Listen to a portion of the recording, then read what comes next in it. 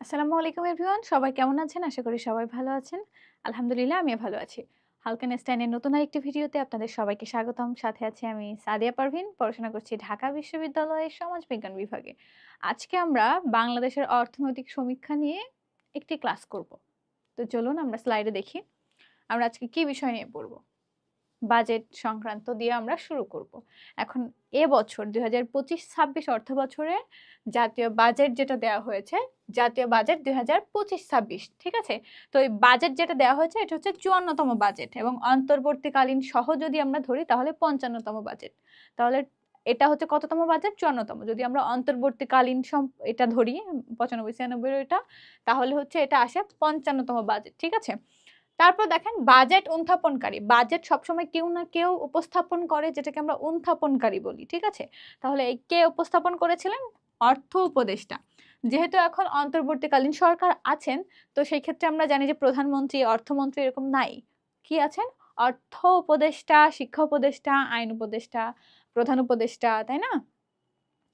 তো সেই ক্ষেত্রে হচ্ছে অর্থ উপদেষ্টা ডক্টর সালেহউদ্দিন আহমেদ জীবনে প্রথমবারের মতো বাজেট উপস্থাপন করেছেন, মানে বাজেট উত্থাপনকারী। তার জীবনে তিনি প্রথমবার, ঠিক আছে? এই জন্য এখানে প্রথমবার লেখা। তারপর দেখেন বাজেটের স্লোগান কি? এই বাজেটের স্লোগানটা আমরা মনে রাখবো। বেসিক্যালি হচ্ছে আপনার জাতীয় বাজেট নিয়ে আমরা যা কিছু দেখছি সবগুলো অনেক গুরুত্বপূর্ণ, সবগুলো আমাদের খুব ভালো করে পড়তে হবে। তারপর এখন দেখেন তাহলে এটা স্লোগান হচ্ছে, স্লোগান বানানে একটু মিস্টেক আছে। স্লোগান বানান হয় হচ্ছে দন্ত শয় লয় ওকার গ আকার দন্তান্ন ন, ঠিক আছে? তাহলে আপনারা একটু বানানের দিকে দেখেন। কি স্লোগানটা হচ্ছে? বৈষম্যহীন ও টেকসই অর্থনৈতিক ব্যবস্থা গড়ার প্রত্যয়, ঠিক আছে? কিসের প্রত্যয়? বৈষম্যহীন ও অর্থনৈতিক ও টেকসই অর্থনৈতিক ব্যবস্থা গড়ার প্রত্যয়। তাহলে স্লোগানটা আমরা মুখস্থ করব, মানে মনে রাখার মতো, যাতে আমরা দেখলে অ্যান্সার করতে পারি। তারপর দেখেন বাজেট ঘোষণা করা হয় কবে? ২ জুন ২০২৫। এখন হচ্ছে আপনার ডিসেম্বর মাসের মানে পহেলা ডিসেম্বর। তো হচ্ছে ২ জুন, মানে এবছরের ২ জুন এটাকে উপস্থাপন করা হয়েছে, মানে ঘোষণা করা হয়েছে বাজেটটাকে। তারপর এটাকে পাশ করা হয়েছে, দেখেন ২ জুন দেওয়া হয়েছে। তারপর ২০ দিন পর অর্থাৎ ২২শে জুন ২০২৫ সালে এটাকে পাশ করা হয়েছে। এবং পাশ করা হইলেই তো সেই দিনই কার্যকর হয় না, কার্যকর হয় আরেকটা ডেটে। কত ডেটে? পহেলা জুলাই ২০২৫ সালে এইটা বাজেটটা কার্যকর করা হয়েছে। তারপর দেখেন মোট বাজেটের যে আকার, বাজেট কত টাকার হয়েছে, এটি যেহেতু এটা আমরা জানি জাতীয় বাজেট একটা আর্থিক, তাই না? তাহলে দেখেন ৭,৯০,০০০ কোটি টাকা। এর আগে হয়েছিল ৭,৯৭,০০০ সামথিং। তো সেই জায়গায় কিন্তু কমে আসছে, আগের চেয়ে কিন্তু কমে আসছে, ঠিক আছে? জিডিপির কত পার্সেন্ট? ১২.৭০%। জিডিপির কত percent? ১২.৭০। GDP gross domestic product, অর্থাৎ আমার দেশের যে সীমানা, আমার দেশের যে ন্যাশনাল বাউন্ডারি, এইটার মধ্যে দেশি প্রতিষ্ঠান হোক, আন্তর্জাতিক প্রতিষ্ঠান হোক, যে কোনো প্রতিষ্ঠান কর্তৃক যে সকল জিনিসপত্র উৎপাদিত হবে সেগুলোই হচ্ছে আসলে ডোমেস্টিক প্রোডাক্টের মধ্যে আসবে, ঠিক আছে? তাহলে জিডিপির ১২.৭০% এই বাজেটটা, ঠিক আছে? আমাদের যে জিডিপি এই জিডিপির কত পার্সেন্ট? ১২.৭০%। কত বাজেটটা? হচ্ছে আপনার ৭,৯০,০০০ কোটি টাকা। ওকে, ২০২৫-২৬ অর্থ বছরে। তারপর দেখেন এইটা, এই যে হচ্ছে আপনার ৭,৯০,০০০ না, তো এখানে হচ্ছে আপনার পরিচালন ব্যয়, মানে পরিচালনার জন্য ৫,৩৫,৩১৭ কোটি টাকা, ঠিক আছে? তারপর উন্নয়ন ব্যয় হচ্ছে ২,৪৫,৬০৯ কোটি টাকা, ঠিক আছে? তাহলে হচ্ছে পরিচালন ব্যয় হচ্ছে ৫,০০,০০০ সামথিং, ৫,৩৫,৩১৭। হ্যাঁ, এটা একটু মনে রাখা কষ্ট, তা কিছু করার না, এখানে কোনো টেকনিক নেই, এটা আপনাদেরকে মনেই রাখতে হবে। তারপর দেখেন উন্নয়ন ব্যয় হচ্ছে ২,৪৫,০০০, এখানে ৩৫, এখানে ৪৫, ৬০৯, এখানে ৩১৭। ডাবল ডাবল একটু জাস্ট মনে রাখবেন, কারণ এইখানে দেখা যায় যে একটু সংখ্যার জাস্ট উলট পালট করে দেওয়া হয়। তো যদি আপনি অ্যাকিউরেটটা একদম কনফিডেন্টলি না জানেন, তাহলে সেক্ষেত্রে আপনার অনেক কনফিউশন মানে সৃষ্টি হবে। আপনি হচ্ছে রাইটটা দিতে যেও রং করে ফেলবেন, বা হচ্ছে আপনার ওইভাবে খেয়াল থাকবে না। সো এক্ষেত্রে যেটা করতে পারেন সেটা হচ্ছে বারবার এই সংখ্যাটাকে লেখা। লেখলে আমাদের ব্রেনে হচ্ছে, আমরা যদি ১০ বার পড়ি আর একবার লিখি তাহলে সেটা বেশি স্থায়ী হয়। তো সেই ক্ষেত্রে আপনারা যেটা করতে পারেন, যেগুলো এরকম অঙ্কের মতো নাম্বার মনে রাখা অনেক কষ্ট, কোনো টেকনিক আমরা খুঁজে পাই না, সেই ক্ষেত্রে আপনারা কি করতে পারেন, খাতায় এটাকে লিখতে পারেন বারবার। তাহলে এটা পড়ার চেয়ে অনেক বেশি বেনিফিশিয়াল হবে। হ্যাঁ, তারপর দেখেন রাজস্ব আদায়ের লক্ষ্যমাত্রা, অর্থাৎ আমরা কতটা ভ্যাট নিব, কতটা হচ্ছে আপনার ট্যাক্স নিব কতটা জনগণের থেকে। তাদের লক্ষ্যমাত্রা হচ্ছে ৫,৬৪,০০০ কোটি টাকা নিব। কত? 5,64,000।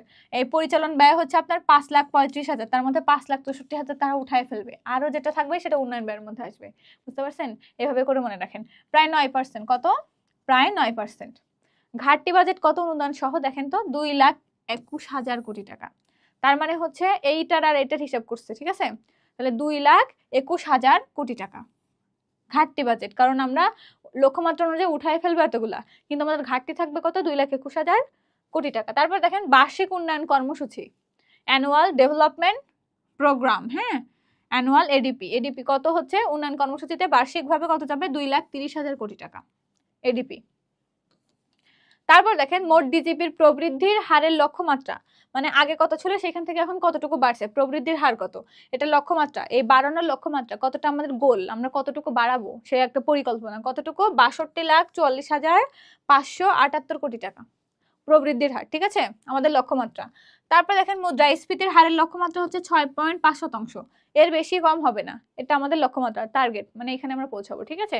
তাহলে এগুলো এইভাবে করে সংখ্যাগুলো মনে রাখবেন। তারপর দেখেন বাজেটে বরাদ্দকৃত খাত, কোন কোন খাতে আমরা আসলে ব্যয় করব, সবচেয়ে বেশি প্রাধান্য দেওয়া হয়েছে, সবচেয়ে বেশি বরাদ্দ দেওয়া হয়েছে কোন খাতে?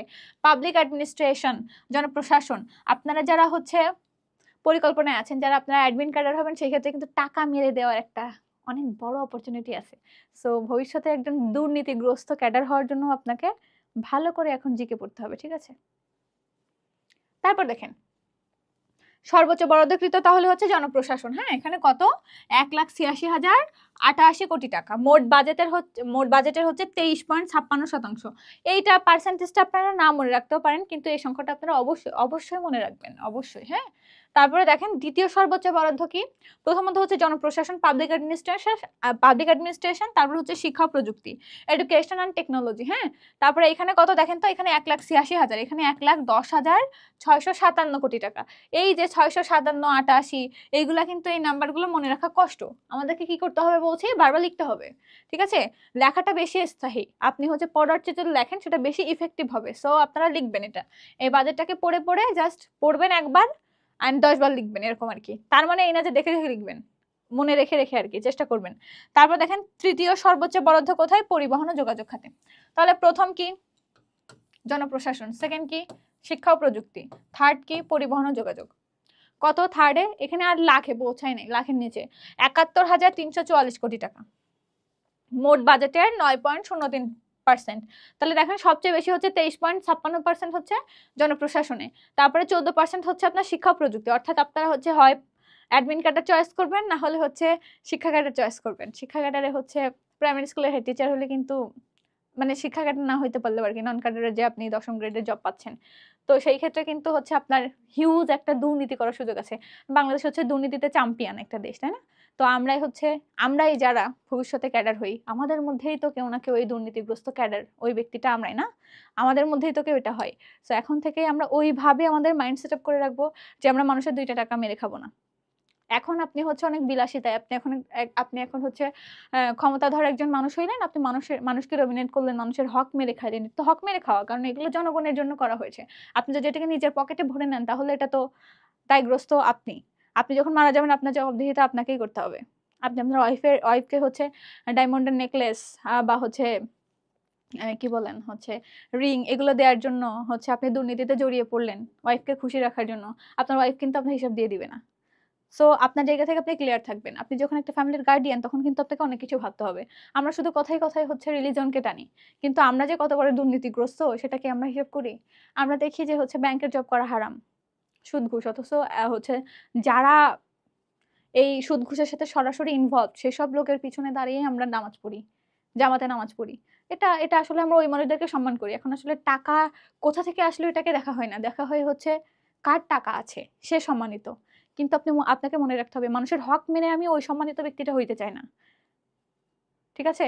তো সবসময় নিজের এথিক্সের বিষয়টা ক্লিয়ার রাখবেন, কারোর হক আপনি মেরে দিচ্ছেন কিনা এটা বিষয়টা ক্লিয়ার করবেন, হ্যাঁ। নিজের কাছে, নিজের বিবেকের কাছে যদি আপনি ক্লিয়ার থাকেন, তাহলে হচ্ছে আর কিছু নাই, আপনার বিবেকের কাছেই হচ্ছে আপনাকে আগে জবাবদিহিতা করতে হবে। আপনার সারাদিনের কাজকর্মের হিসাব আপনাকে নিজেকেই করতে হবে, যে আমি তো আজকে এটা করছি, আমি কি ঠিক করছি? আমরা যারা অ্যাডমিশন ক্যান্ডিডেট, আমি যখন অ্যাডমিশনের হচ্ছে পরীক্ষা দিয়েছি, তখন আমি জাস্ট ভাবতাম যে আজকে দিনে আমি 200 টাকা খরচ করছি, খাওয়া মানে মেসের খাওয়া দাওয়া বা হচ্ছে গাড়ি ভাড়া এগুলো দিয়ে কোচিংয়ে যাওয়ার সময়। এই 200 টাকাটাকে আমি ফ্রুটফুল মানে হচ্ছে এই যে আমি ব্যয় করলাম, এই যে ব্যয় করলাম করে আমার যতটুকু পড়াশোনা করা উচিত আমি সেটুকু কি করছি নাকি আমি ফোন চালাচ্ছি, এটা আমি খেয়াল করতাম। আমার মাঝে মাঝে অনেক খারাপ লাগতো যে এত টাকা পয়সা বাবা মা খরচ করতেছে, আমি কি দিতে পারছি বাবা মাকে। মানে এই যে বিষয়টা, এটা আপনাকে নিজেকে রিয়েলাইজ করতে হবে। মোটিভেশন আপনাকে হচ্ছে 2 দিন হয়তো বা টেবিলে বসে রাখতে পারে, 3 দিনের দিন কিন্তু ওই মোটিভেশন আর কাজ করবে না। সো আমাদের জীবনের হচ্ছে আমি বলবো সবচেয়ে বড় মোটিভেশন হচ্ছে আমাদের বাবা মা। বাবা মা কতটা কষ্ট করে, তারা আমাদের হচ্ছে সফল হতে দেখলে আসলে কতটা খুশি হয়, এই চেহারাটা আপনি মনে করবেন। তাহলে দেখবেন আপনার দুনিয়ার কোনো মোটিভেশনের দরকার নাই। আপনার সফলতার জন্য ওই চেহারাটা মনে করা এনাফ। ঠিক আছে? তো ওইভাবে আপনারা চেষ্টা করবেন। অ্যান্ড এইসব পড়াশোনা হচ্ছে জাস্ট একটা গাইডলাইন। পড়তে হবে আপনাকে, চেষ্টা করতে হবে আপনাকে, পরীক্ষা দিতে হবে আপনাকে, টাইম ম্যানেজমেন্ট করতে হবে আপনাকে। সো সবকিছু একটা প্রসেসের মধ্যে নিয়ে আসবেন। জীবনে সবকিছু থাকবে। কিন্তু ক্যারিয়ারের জন্য হচ্ছে এখন যে টেবিলে বসে বসে এই যে সেদিন একজনের লেখা নোট পড়লাম যে হচ্ছে এই টেবিলে বসে থাকা ক্লান্তিগুলো একসময় স্টেজের হাততালি হয়ে ফিরবে ইনশাআল্লাহ। তার মানে আপনাকে ওইভাবেই টেবিলে বসে থাকতে হবে। কষ্ট, টেবিলে বসে থাকা কষ্ট, কিন্তু আপনাকে করতে হবে। ওকে, তো আমরা পড়াশোনায় ফিরি। তাহলে প্রথমত হচ্ছে জনপ্রশাসন, দ্বিতীয়ত হচ্ছে শিক্ষা ও প্রযুক্তি, 3 নম্বর হচ্ছে পরিবহন ও যোগাযোগ। এখন দেখেন এগুলো 1 লাখ প্লাস, 1,86,000, তারপরে 1,10,000, তারপর হচ্ছে 71,000 সামথিং। ওই সংখ্যাটা আপনারা মনে রাখবেন এবং মনে রাখার ক্ষেত্রে যে জটিলতা, এটা এড়াতে আপনারা বারবার এটাকে লিখবেন, পড়ার চেয়ে বেশি লিখবেন, তাহলে এই বাজেটের বিষয়টা আপনাদের ক্লিয়ার হয়ে যাবে। যেহেতু সাম্প্রতিকের আর পরীক্ষার আপনাদের বেশি দিন বাকি নাই। ঢাকা ইউনিভার্সিটির 6 তারিখে হচ্ছে বিজনেসের পরীক্ষা সি ইউনিটের, এবং হচ্ছে 13 তারিখ হচ্ছে বি ইউনিটের পরীক্ষা, স্পেশালি টার্গেট বি ইউনিট। হ্যাঁ, তো আপনারা দেখবেন ভালো করে লিখবেন বেশি আর কি। করদাতার ধরন, কর কারা দিবে, ওই যে আমরা হচ্ছে করের একটা লক্ষ্যমাত্রা নির্ধারণ করেছি, হচ্ছে আপনার 5,00,000 হচ্ছে 64,000 সামথিং। তো এখানে যে সাধারণ ব্যক্তির কর মুক্ত, আপনি হচ্ছে 2025-26 অর্থ বছরে যেটা ঠিক করা হয়েছে সেটা হচ্ছে 3,50,000 টাকা যদি আপনার বেতন হয় তাহলে আপনার কোনো কর দিতে হবে না। হ্যাঁ, কোনো কর দিতে হবে না, কিন্তু 3,50,000-এর উপরে যদি হয় তাহলে আপনাকে দিতে হবে। তারপর দেখেন 26, 27, এবং 27, 28 অর্থ বছরে কি করতে হবে? 75, 3,75,000 অব্দি দিতে হবে না, করমুক্ত সাধারণ ব্যক্তির ক্ষেত্রে। এবং আয়সীমা মহিলা বা 65 বছরের বেশি যাদের বয়স বা 65 বছর বয়স তাদের হচ্ছে 4 লাখ টাকা, 4 লাখ টাকা। ঠিক আছে? এবং হচ্ছে 26-27 সালে, 27-28 সালে হচ্ছে 4,25,000 পর্যন্ত আপনাকে করমুক্ত রাখা হবে আর কি। তারপর প্রতিবন্ধী ব্যক্তি বা তৃতীয় লিঙ্গ, তাদের কত? 4,75,000, এবং সামনের 2টা অর্থ বছরে হবে হচ্ছে 5 লাখ। তারপর দেখেন গেজেটভুক্ত যুদ্ধাহত মুক্তিযোদ্ধা, তাদের হচ্ছে 5 লাখ ছিল এবং 5 লাখ এখন, আর হচ্ছে ভবিষ্যতে করা হয়েছে 5,25,000। এবং যারা হচ্ছে 2024 সালের জুলাই যুদ্ধে অংশ নিয়েছে আর কি, কি বলবো, কিছু বলার নাই, সবকিছু গেজেট হয়ে যাচ্ছে। আমরা যে কোটার জন্য আন্দোলন করলাম সেই কোটা আবার ঘুরে ফিরে এখানে আনা হয়েছে, লাভটা কি হয়েছে আমাদের?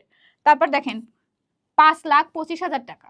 হ্যাঁ, মানে এই অর্থ বছরে নাই 25-26-এ, কিন্তু হচ্ছে 26-27 এবং 27-28 অর্থ বছরে তাদেরকে করমুক্ত ঘোষণা করা হবে। কত? 5,25,000 টাকা পর্যন্ত। তার এই পর্যন্ত হইলে তাদের কর দিতে হবে না, এর পরে হইলে তাদেরকে দিতে হবে। এখন দেখেন 25-26 অর্থ বছরে বাজেটের ধরন হচ্ছে ঘাটতি বাজেট, সবগুলো বাজেট নাই, ওই যে অনুদান সহ 2 লাখ কত এরকম। তারপর দেখেন দেশের ইতিহাসে প্রথমবার মতো বাজেটের আকার কমানো হয়েছে 25-26 অর্থ বছরে।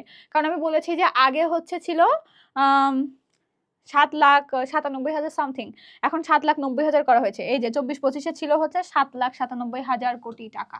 হ্যাঁ, তো এটা থেকে কমায় এনে হচ্ছে 7,90,000 করা হয়েছে, মানে 7,000 কোটি টাকা। মানে বুঝতেছেন কতটা গ্যাপ?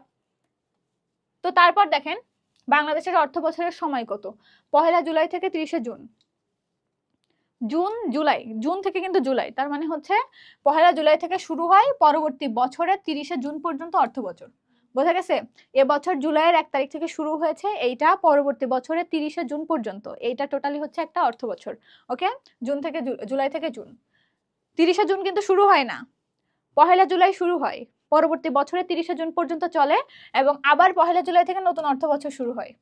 এর মধ্যে হচ্ছে বাজেট উত্থাপন করা হয়, ওটাকে পেশ করে মানে পাশ করা হয়, কার্যকর করা হয়, একটা প্রসেস চলে আর কি। হ্যাঁ, তারপর দেখেন সংবিধানে বাজেটকে কি বলা হয়? Annual financial statement. এটা হচ্ছে কি অনুযায়ী বলা হয়? 87 নম্বর অনুচ্ছেদ অনুযায়ী, যে বাজেটকে বলা হচ্ছে 87 নম্বর অনুচ্ছেদ অনুযায়ী অ্যানুয়াল ফাইন্যান্সিয়াল স্টেটমেন্ট। আর এখানে যে আপনার এটা যে অর্থ বছর, হ্যাঁ, এই অর্থ বছরটা কি হিসাবে বলা হচ্ছে? সংবিধানের 152 নম্বর অনুচ্ছেদের হিসাবে বলা হচ্ছে, এবং 87 নম্বর অনুচ্ছেদ হিসেবে বলা হচ্ছে অ্যানুয়াল ফাইন্যান্সিয়াল স্টেটমেন্ট। ওকে। তারপর দেখেন বাজেট প্রণয়ন করে কে? অর্থ মন্ত্রণালয়ের অর্থ বিভাগ, অর্থ উপদেষ্টা করেছে এবার। তারপর হচ্ছে বাজেট সম্পর্কিত আইন, সরকারি অর্থ বাজেট উপস্থাপনা আইন 2009 নামে পরিচিত। তাহলে 2009 সালে একটা তথ্য অধিকার আইনও আছে। হ্যাঁ, সরকারি অর্থ বাজেট ব্যবস্থাপনা আইন, অর্থ ও বাজেট ব্যবস্থাপনা আইন 2009 নামে পরিচিত। তারপর দেখেন প্রথম যে বাজেট উত্থাপন করা হয়েছিল 1972 সালে 30 জুন। এই যে বললাম হচ্ছে আপনার 30 জুন উত্থাপন করা হয়েছে, তার মানে 1 জুলাই থেকে পরবর্তী বছরের 30 জুন পর্যন্ত অর্থ বছর। ঠিক আছে, এইটা প্রথম বাজেট প্রণয়ন করা হয়। কে করে? তাজউদ্দিন আহমদ করে। তারপর দেখেন দেশের প্রথম যে বাজেট, এটার আকার ছিল 786 কোটি টাকা। এখন কত? 7,97,000 কোটি টাকা, এবং বর্তমানে 25-26 যেটা সেটা 7,90,000 কোটি টাকা। এবং শুরুরটা ছিল 786 কোটি টাকা, অনেক কম না? তাহলে সেই হিসাবে কিন্তু আমরা অনেকটা এগিয়ে গিয়েছি, আরো যাবো ইনশাআল্লাহ। তারপর দেখেন সর্বাধিক বাজেট উত্থাপন করেন কে? দুইজন ব্যক্তি। কে কে? এম সাইফুর রহমান এবং এম এ মুহিত। ইনি হচ্ছেন অর্থমন্ত্রী আর কি ছিলেন। M Saifur Rahman O M A Muhith, ইনি হচ্ছেন আর কি হচ্ছে আপনার একজন ক্যাডার। তো 12 বার, কতবার? 12 বার। তারপর অন্তর্বর্তীকালীন বাজেট হচ্ছে একটি, ওই যে 96-97 অর্থ বছরে। এটা যদি আমরা বাদ দিই তাহলে এটা 54তম বাজেট ছিল 25-26-এর, এবং এটা সহ যদি ধরি তাহলে এটা 55তম বাজেট ছিল। ওকে। তারপর দেখেন বাজেটের আকারে শীর্ষ দেশ কোনটা? যুক্তরাষ্ট্র। প্রথম কে? যুক্তরাষ্ট্র, মানে আমেরিকা হচ্ছে ফার্স্ট বাজেটে। হ্যাঁ, সেকেন্ড হচ্ছে চীন, চায়না। তারপর দেখেন ভ্যাটের স্তর কত পার্সেন্ট? 4টা স্তর আছে ভ্যাটের। একটা হচ্ছে 5, 7.5, 10, 15। 5, 7.5, 10, 15, এটা হচ্ছে ভ্যাটের স্টেজ। হ্যাঁ, স্তর। আর হচ্ছে আয়করের স্তর। আয়কর যেটাকে দিই, ওই যে আয়কর মুক্ত কত 25-26-এ 3,50,000 টাকা। তো এখানে দেখেন 5, 10, 5, 10, 15, আর একটা হচ্ছে 20.25 আয়কর, ইনকাম ট্যাক্স যেটাকে আমরা বলি। তারপর দেখেন বাংলাদেশ সরকার সর্বোচ্চ আয় করে যে খাত থেকে, সেটা হচ্ছে মূল্য সংযোজন কর, যেটাকে আমরা বাংলায় বলি মূসক। মূসক দেখেন, মুতে হচ্ছে মূল্য, দন্তস্বরের সংযোজন, কতে কর, এবং ভ্যাট বলেছে value added tax, value added tax. Okay. তাহলে হচ্ছে মূল্য সংযোজন কর সবচেয়ে বড় খাত, এখান থেকে বেশি পাই। সরকার সর্বোচ্চ আয় করে যে খাত থেকে, কোন খাত থেকে করে? মূল্য সংযোজন কর, এই যে মূসক যেটাকে আমরা বলছি মূসক, বা যদি ভ্যাট বলি তাও হবে, যদি বলি ভ্যালু অ্যাডেড ট্যাক্স, তাহলেও কিন্তু একই উত্তর। ঠিক আছে, তাহলে এটা কিন্তু ক্লিয়ার করব। হ্যাঁ, ক্লিয়ার ভাবে জানবো। জাতীয় বাজেট অনুযায়ী সাধারণ ব্যক্তির করমুক্ত আয়সীমা কত? 3,50,000, এবং এর পরের বছর হবে 3,75,000। ঠিক আছে।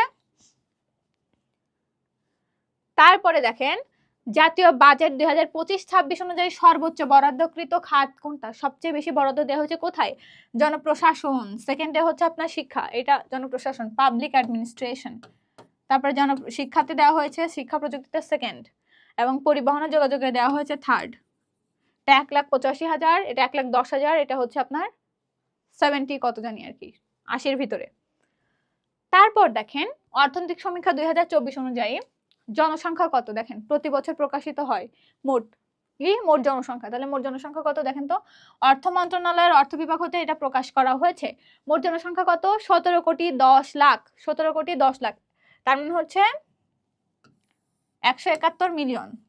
তাহলে মিলিয়নে আসলে 171, যদি মিলিয়নে না আসে তাহলে হচ্ছে 17,10,00,000, কারণ আমরা জানি 10 লাখে 1 মিলিয়ন।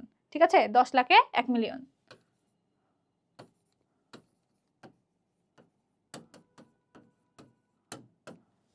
ওকে। তারপর দেখেন পুরুষ ও নারীর অনুপাত। এখন আপনারা অনেকে ছেলেরা মনে এখন খুশি হবে, আপনারা এখন খুশি হবেন যে হচ্ছে পুরুষ 96.3 আর নারী হচ্ছে 100, অর্থাৎ অনুপাতে নারীর সংখ্যা বেশি, তার মানে বিয়ে করতে বেশি মেয়ে পাওয়া যাবে। তাহলে হচ্ছে পুরুষ ও নারীর অনুপাত হচ্ছে 96.3:100। ঠিক আছে, তার মানে নারীরা প্রতি 100 জন এবং পুরুষ হচ্ছে 96.3, অর্থাৎ 96-97 জন আর কি। কারণ মানুষকে তো আর কেটে কুটে আলাদা করা যায় না, পয়েন্টে ভাগ করা যায় না, কিন্তু যেহেতু এটা অনুপাতের হিসাব করা হচ্ছে সেই হিসাবে আসলে দশমিকে আসছে। তারপর দেখেন জনসংখ্যার ঘনত্ব 1171। ঘনত্ব বলতে বোঝায় যে প্রতি 1 বর্গ কিলোমিটারে একটি দেশে যতজন মানুষ বাস করে, প্রতি 1 বর্গ কিলোমিটারে যতজন মানুষ বাস করে সেটা হচ্ছে ঘনত্ব, তাই না? তো এখানে জনসংখ্যার ঘনত্ব হচ্ছে প্রতি 1 বর্গ কিলোমিটারের জনসংখ্যা হচ্ছে 1171 জন। কত? 1171 জন। তারপর দেখেন প্রতি হাজারে শিশু মৃত্যুর হার। 1000 জন শিশু জন্মগ্রহণ করে, এর মধ্যে কতজন মারা যায়? ঠিক আছে, কতজন বাচ্চা মারা যায়? ইনফ্যান্ট মর্টালিটি রেট বলা হয় ইংরেজিতে। তাহলে ইনফ্যান্ট মর্টালিটি রেট 7-8 জন মারা যায়। ঠিক আছে, 27 জন 1000 জনে। প্রত্যাশিত গড় আয়ুষ্কাল, গড় আয় সরি মানে কতদিন সে বেঁচে থাকবে একজন মানুষ? 72.3। কত? মানুষ হিসেবে 72.3, এটা বাংলাদেশের হিসাব। এখন হচ্ছে পুরুষের মধ্যে পুরুষরা বাঁচে হচ্ছে 70.8 এবং নারীরা বাঁচে 73.8। মানে নারীরা বেশি বাঁচে, শয়তান বেশি বাঁচে সবসময়।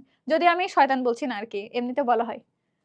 তারপরে দেখেন প্রত্যাশিত গড় আয়ুষ্কাল হচ্ছে ছেলে মেয়ে বোধ ধরা হচ্ছে 72.3 এবং পুরুষের ধরা হচ্ছে 70.8 আর নারী হচ্ছে 73.8। অর্থাৎ হচ্ছে নারীরা বেশি বাঁচে। দেখেন 3 বছর বেশি বাঁচতেছে নারীরা, বেশি বাঁচা উচিত, কারণ নারীদের হচ্ছে ইমিউনিটি সিস্টেম ছেলেদের তুলনায় অনেক ভালো এই জন্য। তারপর দেখেন সুপেয় পানি পান করে 98.2%। ঠিক আছে, 100-র মধ্যে 98.2% সুপেয় পানি, ভালো পানি খেতে পারে তারা, হ্যাঁ, পরিষ্কার সুপেয় পানি। তারপর দেখেন স্বাস্থ্যসম্মত পায়খানা ব্যবহারকারী হচ্ছে 93.63%। মানে ওই ভারতের মতো না, বাংলাদেশ অনেক ভালো, তারা সবাই ল্যাট্রিন ব্যবহার করে। তারপর দেখেন সাক্ষরতার হার হচ্ছে 7 বছরের বেশি বয়সের মধ্যে আর কি হিসাবটা 77.9%। মানে মানুষ হচ্ছে পড়াশোনা জানে, স্বাক্ষর করতে পারে যে সে হচ্ছে স্বাক্ষর, তাই না, লেখাপড়া জানে আর কি। তো 77.9%-এর মধ্যে পুরুষ 80.1 আর মহিলা হচ্ছে 75.8। তার মানে নারীরা শিক্ষাক্ষেত্রে আগাইলেও এখনো ওই আগায় নেই, ঝরে যায় তারা, বেশিরভাগ ক্ষেত্রে ড্রপ আউট হয়ে যায়। যেমন হচ্ছে আমার ফ্রেন্ড সার্কেলের মধ্যে তো বেশিরভাগই বিয়ে হয়ে বাচ্চা কাচ্চা হয়ে গেছে। তো এই আর কি, বন্ধুরা অনেকে সবাই পড়তেছে আর কি, 2-1 জন ছাড়া।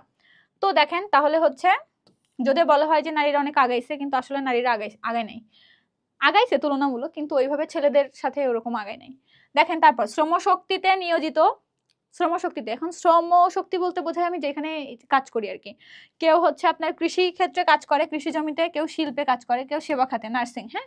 তো দেখেন শ্রমশক্তিতে নিয়োজিত কৃষিতে 45%, শিল্পে হচ্ছে 17% এবং হচ্ছে সেবা খাতে 38। তাহলে সবচেয়ে বেশি হচ্ছে কৃষিতে, তারপর সেবা খাতে 38 এবং তারপর শিল্পে হচ্ছে 17%। পার্সেন্টেজ আমরা মনে রাখবো। তারপর দেখেন দারিদ্র্যের হার 18.7, মানে 100 জনের মধ্যে 18-19 জন হচ্ছে মানুষ দারিদ্র। তো সেদিন একটা হিসাব দেখলাম যে মানুষ মাসে হচ্ছে 0 থেকে 5,000-এর মধ্যে ইনকাম করে, সে হচ্ছে মিসকিন। তো দেখলাম যে আমরা যারা টিউশন করি দেখা যায় 5,000 পর্যন্ত ইনকাম হয়, কারো 4,000 হয়, বেশিও হয়, সেটা আমি সব ক্ষেত্রে বলতেছি না। তার মানে তো আমরা হচ্ছে আমাদের তো বেকার জীবনে এই যে টিউশন করাচ্ছি বা যতদিন বেকার থাকবো তার মানে তো আমরা মিসকিনই, তাই না? তো সেই হিসাবে 18.7%-এর মধ্যে আমরাও পড়ি। তারপর দেখেন চরম দারিদ্র্যের হার কত? 5.6%। মানে এরা চরম দারিদ্র। ওই যে রাস্তায় আমরা দেখি শীতের মধ্যে কাঁথা কম্বল নাই, কিছু নাই, রাস্তার মধ্যে শুয়ে থাকে, খাবার খেতে পায় না, চরম দারিদ্র, তাই না? নদী ভাঙলে সবকিছু হারিয়ে ফেলছে, তাদের আর কিছুই নাই, এই টাইপের মানুষজন। তো চরম দারিদ্র্যের হার হচ্ছে 5.6%। তারপর দেখেন চলতি মূল্যে মাথাপিছু আয়, যেটাকে আমরা জিএনআই বলছি, গ্রস ন্যাশনাল ইনকাম, মাথাপিছু আয়, সেটা হচ্ছে 2784, এটা আমি মনে রাখবো, 2784 মার্কিন ডলার। ঠিক আছে, ডলার, এই যে। তারপর দেখেন জনসংখ্যা বৃদ্ধির হার কত? 1.33%। এটা আসবে কোশ্চেনে আসলে, হ্যাঁ, তাহলে এটা কিন্তু আমরা মনে রাখবো, ট্রিপল স্টার দিলাম।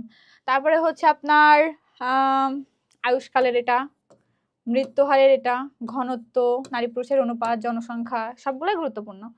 তারপর দেখেন হচ্ছে আপনার তাহলে চলতি মূল্যে যে মাথাপিছু আয়, জিডিপি মাথাপিছু আয়, জিএনআই যেটাকে আমরা বলছি, গ্রস ন্যাশনাল ইনকাম, হ্যাঁ, মাথাপিছু আয়, তাহলে 2675 মার্কিন ডলার। এখানে হচ্ছে জিডিপি, মাথাপিছু জিডিপি হচ্ছে 2675 আর ওটা হচ্ছে 2784 হচ্ছে জিএনআই, 2784। ওকে, তাহলে দেখেন স্থির মূল্যে জিডিপি প্রবৃদ্ধির হার, জিডিপি কতটুকু বেড়েছে? 5.82%, 5.82%। মুদ্রাস্ফীতি দেখেন 9.74%। খাদ্য মুদ্রাস্ফীতি 10.22%, মানে হচ্ছে আপনার দাম বেড়েছে আর কি, মুদ্রাস্ফীতি। তো দেখেন 9.74 খাদ্য মুদ্রাস্ফীতি, সেই ক্ষেত্রে 10.22 এবং অন্যান্য ক্ষেত্রে হচ্ছে 9.74 পর্যন্ত রাখা হয়েছে। তারপর দেখেন আবিষ্কৃত গ্যাস ক্ষেত্র, কোন কোন জায়গা থেকে গ্যাস আছে, মাটির নিচে গ্যাস আছে, গ্যাস ক্ষেত্র কয়টা? 29টা। এটা কিন্তু গুরুত্বপূর্ণ, এটা মনে রাখবেন। তারপর দেখেন বাংলাদেশ সবচেয়ে বেশি রপ্তানি করে কি?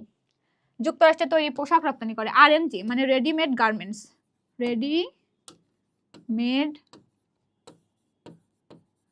গার্মেন্টস। ওকে, রেডিমেড গার্মেন্টস আরএমজি সেক্টর থেকে সবচেয়ে বেশি আয় করে, সবচেয়ে বেশি আমদানি করে কোন দেশ থেকে? চীন থেকে। দেখবেন যদি যারা হচ্ছে আপনারা মাঝে মধ্যে একটু বাজারে যান, দেখবেন যে গেলেই বলবে মামা এটা নেন, এটা হচ্ছে চায়না কমলা, চায়না, এটা হচ্ছে চায়না আপেল, তারপরে হচ্ছে কি এটা হচ্ছে চায়না অমুক তমুক, এরকম মানে জাস্ট হচ্ছে বেশিরভাগ কাঁচামাল মানে সবজি বলেন, চাল বলেন, হচ্ছে আপনার পেঁয়াজ, রসুন, তারপরে হচ্ছে কমলা, তারপরে হচ্ছে আপেল, মালটা, সবকিছুই ওরকম এনে এনে বলবে যে এগুলো হচ্ছে চায়না, এগুলোর দাম বেশি। হ্যাঁ, তো দেখা যায় যে বেশিরভাগ জিনিসপত্র হচ্ছে আসলে চীন থেকে আসে। তারপর আবার যে প্লাস্টিকের চাল বের হয়েছিল, নকল ডিম বের হয়েছিল, এগুলো সব তো আসলে চীনা কৌশল। তারপর দেখেন মোট তফসিলভুক্ত ব্যাংক কয়টা? টোটাল হচ্ছে 61টা। তফসিলভুক্ত ব্যাংক তাহলে কয়টা? 61টা। এটা কিন্তু অনেক গুরুত্বপূর্ণ। এখন 61টার হিসাব আপনাদেরকে মিলাই দেখেন। এখন এর মধ্যে এই 61টির মধ্যে কিন্তু হ্যাঁ রাষ্ট্রায়ত্ত বাণিজ্যিক ব্যাংক হচ্ছে 6টা, রাষ্ট্রের আয়ত্তে। তারপর বিশেষায়িত ব্যাংক হচ্ছে 3টা, তাহলে 6 আর 3 কত হইলো? বিশেষায়িত 3টা, রাষ্ট্রায়ত্ত বাণিজ্যিক ব্যাংক হচ্ছে 6টা, তাহলে 9টা হইলো। বেসরকারি ব্যাংক হচ্ছে 43টা, তাহলে 43 আর 6 হচ্ছে 43 আর 6 হচ্ছে 49 আর 3 হচ্ছে 52, 52 আর বৈদেশিক ব্যাংক হচ্ছে 9টা, 52 আর 9 হচ্ছে 61টা। আসলে বোঝা গেছে 61টার হিসাব। মোট তফসিলভুক্ত ব্যাংক হচ্ছে 61টা, তার মধ্যে রাষ্ট্রায়ত্ত বাণিজ্যিক ব্যাংক হচ্ছে 6টা, তারপর বিশেষায়িত ব্যাংক হচ্ছে 3টা, এবং হচ্ছে বেসরকারি ব্যাংক হচ্ছে 43টা, আর বৈদেশিক ব্যাংক হচ্ছে 9টা, টোটাল হচ্ছে 61টা। এগুলো হচ্ছে তফসিলভুক্ত, ঠিক আছে? তফসিলভুক্ত মোট ব্যাংক হচ্ছে 61টা। তারপরে দেখেন বাদ বাকি ব্যাংক, এখানে এরকম দিয়ে দিলাম, ব্যাংক বহির্ভূত আর্থিক প্রতিষ্ঠান হচ্ছে 35টা। ওকে, ব্যাংক বহির্ভূত আর্থিক প্রতিষ্ঠান কয়টা? 35টা। তারপর দেখেন ষষ্ঠ জনশুমারি ও গৃহ গণনা 6 নম্বর হয়েছে কত সালে? 2022 সালে। জনশুমারি প্রতি 10 বছর অন্তর অন্তর হয়, তাই না? গণনার সময় হচ্ছে 15 থেকে 21 জুন 2022। 15 থেকে 21 জুন, কয়দিন? 6 দিন। তারপর দেখেন পরিচালনা করে পরিকল্পনা মন্ত্রণালয়ের অধীনে বাংলাদেশ পরিসংখ্যান ব্যুরো, বাংলাদেশ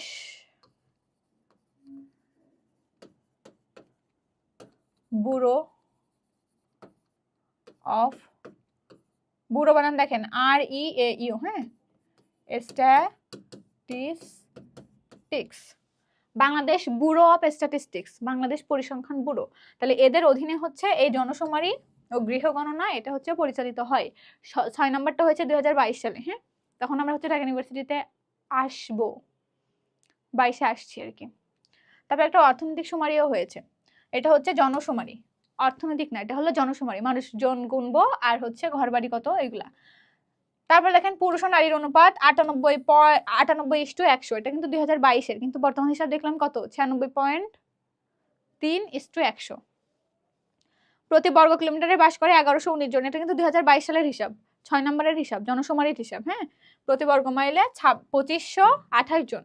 জনসংখ্যা বৃদ্ধির হার ছিল 1.22, সেটা 22 সালের, কিন্তু 22 সালের এত গুরুত্বপূর্ণ না, জাস্ট আপনারা জেনে রাখবেন একবার, জানবেন মূলত অতি সম্প্রতি, যেটা আগেরটাই পড়িয়েছি ছকে। সাক্ষরতার হার হচ্ছে 74.66%। খানা প্রতি সদস্যের সংখ্যা, খানা মানে হচ্ছে পরিবার, পরিবার প্রতি গড় সদস্যের সংখ্যা হচ্ছে 4 জন। হ্যাঁ, পরবর্তী সপ্তম জনশুমারি হবে কবে? 2031 সালে। তাহলে এ পর্যন্ত হয়েছে কয়বার? 6 বার। একটা প্রথমবার কবে হয়েছে সেটা মনে রাখবেন, 74 সালে। তারপর হচ্ছে 81 সালে দ্বিতীয় হয়েছে 3 নম্বরে, আর 10 বছর পর 91-এ, আরো 10 বছর পর 2001-এ হচ্ছে 4 নম্বর, 2011-তে হচ্ছে 5 নম্বর, 22 হচ্ছে 6 নম্বর, 7 নম্বর হওয়ার সম্ভাবনা 2031 সালে। ওকে, এগুলা। তারপর দেখেন ষষ্ঠ জনশুমারির যে চূড়ান্ত প্রতিবেদন, এখানে বলা হচ্ছে যে মোট জনসংখ্যা 16,98,28,911 জন, এবং সাক্ষরতার হার হচ্ছে 7 বছরের বেশি বয়স যাদের, তাদের হচ্ছে 74.80%। জনসংখ্যার ঘনত্ব হচ্ছে 1119 জন। পরিবারে গড় সদস্য সংখ্যা হচ্ছে 3.98 জন। ঠিক আছে, প্রথমবারের মতো গণনায় যুক্ত করা হয় প্রবাসীদের। সর্বাধিক প্রবাসী আয় গ্রহণকারী থানা কোথায়? চট্টগ্রামে। এই দুইটা মেইনলি গুরুত্বপূর্ণ, মনে রাখবেন, এগুলার দরকার নাই আমার। তারপর দেখেন জনসংখ্যার বিভাগ ভিত্তিক পরিসংখ্যান, বিভাগ ভিত্তিক হচ্ছে পরিসংখ্যান শীর্ষ নিম্ন, কোথায় সবচেয়ে বেশি জনসংখ্যা, কোথায় সবচেয়ে কম জনসংখ্যা, কিন্তু এখানে আমরা বিভাগের হিসাবে করব। আমরা কয়টা জানি? বিভাগ 8টা, ঠিক আছে।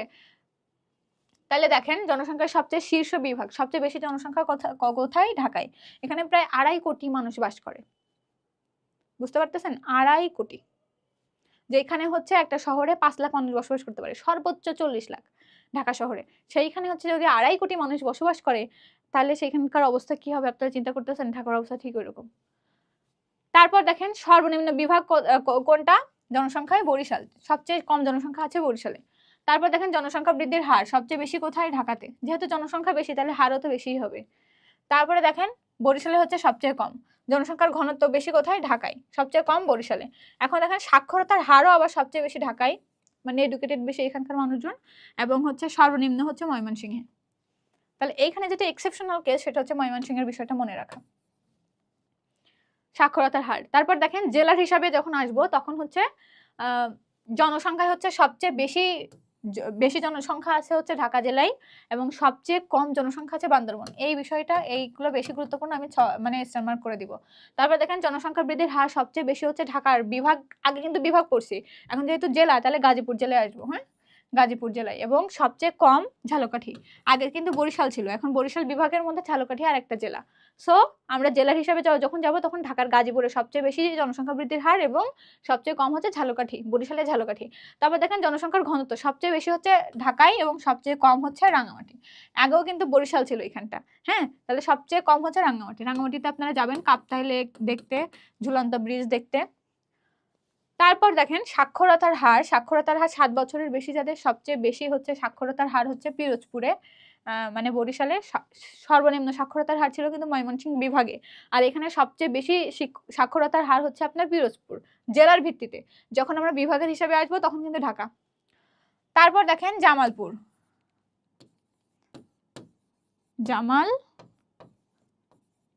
জামালপুর। তো জামালপুর কিন্তু ময়মনসিংহ বিভাগের, তার মানে হচ্ছে সাক্ষরতার হার সবচেয়ে কম কোন জেলায়? জামালপুরে। কোন বিভাগে? ময়মনসিংহ বিভাগে। আশা করি ক্লিয়ার থাকবে। এগুলো কিন্তু খুব গুরুত্বপূর্ণ, আপনারা কিন্তু মনে রাখার খুব চেষ্টা করবেন। তারপর দেখেন ক্ষুদ্র নৃগোষ্ঠী জনসংখ্যা। ক্ষুদ্র নৃগোষ্ঠী বলতে কাদেরকে বোঝানো হচ্ছে? তার মানে হচ্ছে যে চাকমা, মারমা, গারো, সাঁওতাল, হাজং, যারা হচ্ছে আদিবাসী আছেন আমাদের, তাদের সংখ্যা কত? 16,50,478 জন। এটা মনে রাখবেন, ডাবল স্টার দিলাম। তারপর দেখেন বর্তমানে দেশের ইউনিয়ন সংখ্যা কত? 4,596টা। যদিও আসবে না তাও মনে রাখবেন। সরি, দাগটা মাঝ বরাবর হয়ে গেছে। 4,596। বর্তমানে দেশে কমিউনিটি ক্লিনিক কয়টা? 14,200টা। এটা যদিও বঙ্গবন্ধু কন্যা শেখ হাসিনার অবদান, স্বীকার করতে হবে। তারপর দেখেন নোট বিবিএস এর রিপোর্ট অনুযায়ী সাক্ষরতার শীর্ষ জেলা কোনটা? বরিশাল জেলা। জেলা হিসাবে বরিশাল, তা হচ্ছে বরিশালের যে পিরোজপুর জেলা, ঠিক আছে। এবং সবচেয়ে কম হচ্ছে জামালপুর, আমরা জেনে আসছি। এই বিবিএস মানে বোঝাইলাম হচ্ছে বাংলাদেশ ব্যুরো অফ স্ট্যাটিস্টিক্স, অর্থাৎ বাংলাদেশ পরিসংখ্যান ব্যুরো। অনেকে হচ্ছে এখন স্ট্যাটিস্টিক ক্যাডার হয় না, ওইখানে হওয়ার পর এই বাংলাদেশ পরিসংখ্যান ব্যুরোর কর্মকর্তা হয়ে সে আসে, নবম গ্রেডের, ঠিক আছে। তারপর দেখেন জিডিপিতে খাতওয়ারি অবদান। জিডিপিতে কিরকম অবদান? খাতে হিসাবে, মানে কোন খাতের অবদান জিডিপিতে কত? 24-25 অর্থ বছরে আমরা দেখছি কত এটা? 24-25 অর্থ বছর। তাহলে সেটা কিন্তু খেয়াল করতে হবে। কৃষিতে হচ্ছে 10 পয়েন্ট হবে, 10.94। শিল্পে হচ্ছে 37.44। সেবাতে হচ্ছে 51.62। জিডিপিতে অবদান সবচেয়ে বেশি যে খাতে, দেখেন তো কত? 24-25 কিন্তু অর্থ বছর, খেয়াল করতে হবে। তাহলে সেবা খাতে হচ্ছে 51.62। তাহলে সবচেয়ে বেশি কার অবদান? সেবা খাতের।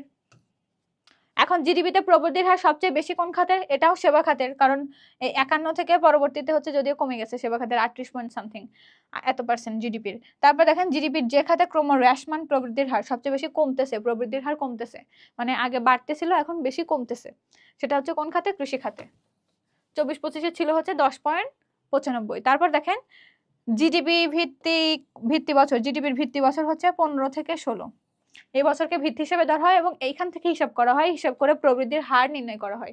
বোঝা গেছে? এখান থেকে এটাকে মেইন ধরা হয়, ধরে এখান থেকে পরবর্তীতে হিসাব করা হয় যে প্রবৃদ্ধি কতটুকু হলো, বৃদ্ধি পেল নাকি হ্রাস পেল, এগুলা।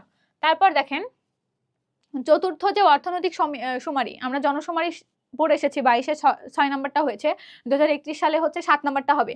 তো সেইখানে এখানে হচ্ছে আপনার চতুর্থ অর্থনৈতিক শুমারি, মানে অর্থনৈতিক, এখানে কিন্তু জনশুমারি না, এটা অর্থনৈতিক শুমারি। তো এটা মানে কত সালে হয়েছে দেখেন, চতুর্থ অর্থনৈতিক শুমারি হয়েছে 10 থেকে 26শে ডিসেম্বর 2024 সাল, মানে গত বছর 10 থেকে 26শে ডিসেম্বর ডক্টর মোহাম্মদ ইউনূস ক্ষমতায় আসার পর, মানে অন্তর্বর্তীকালীন সরকারের আমলেই হয়েছে। হ্যাঁ, অর্থনৈতিক শুমারিতে প্রথমবারের মতো ব্যবহার করা হয় ক্যাপি পদ্ধতি। এখন আপনাদের প্রশ্ন থাকতে পারে অনেকের যে এই ক্যাপি পদ্ধতি আবার কি? ক্যাপি ক্যাপি মানে হচ্ছে কম্পিউটার অ্যাসিস্টেড পার্সোনাল ইন্টারভিউ, অর্থাৎ আগে দেখা যাইতো মার্জন আসতো পেপার নিয়ে, ওইখানে আপনাদের কথা শুনে তারা নোট ডাউন করতো, লিখতো।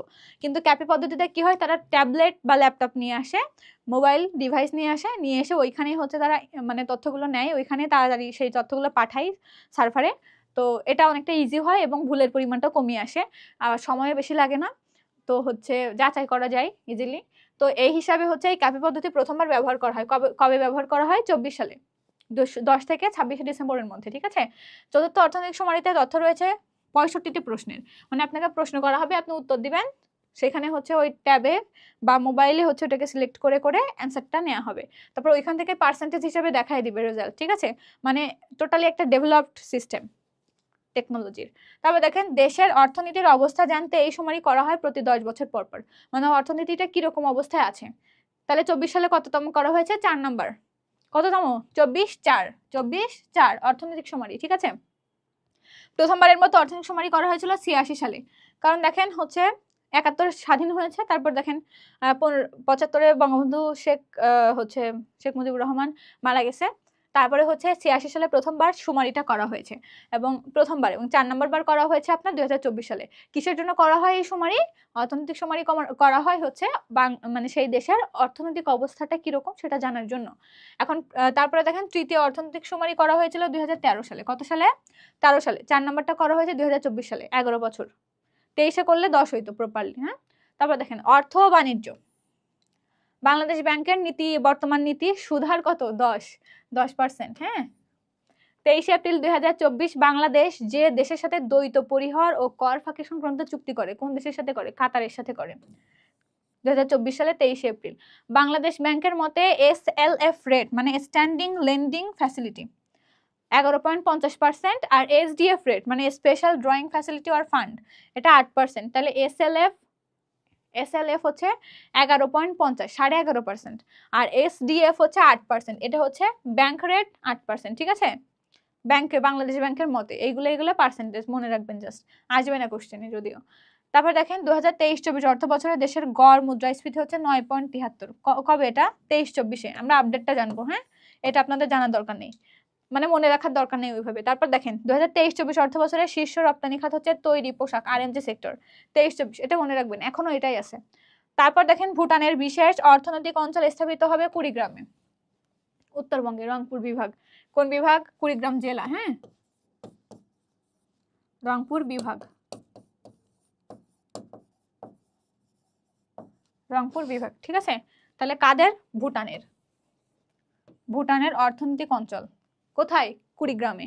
এটা কিন্তু আমরা মনে রাখবো, এটা কিন্তু গুরুত্বপূর্ণ, ডাবল স্টার দিলাম। তারপর দেখেন, 2023-24 অর্থ বছরে বাংলাদেশের সবচেয়ে বেশি চা রপ্তানি করে কোথায়? সংযুক্ত আরব আমিরাত। আর দ্বিতীয় দেশ কোনটা? পাকিস্তান।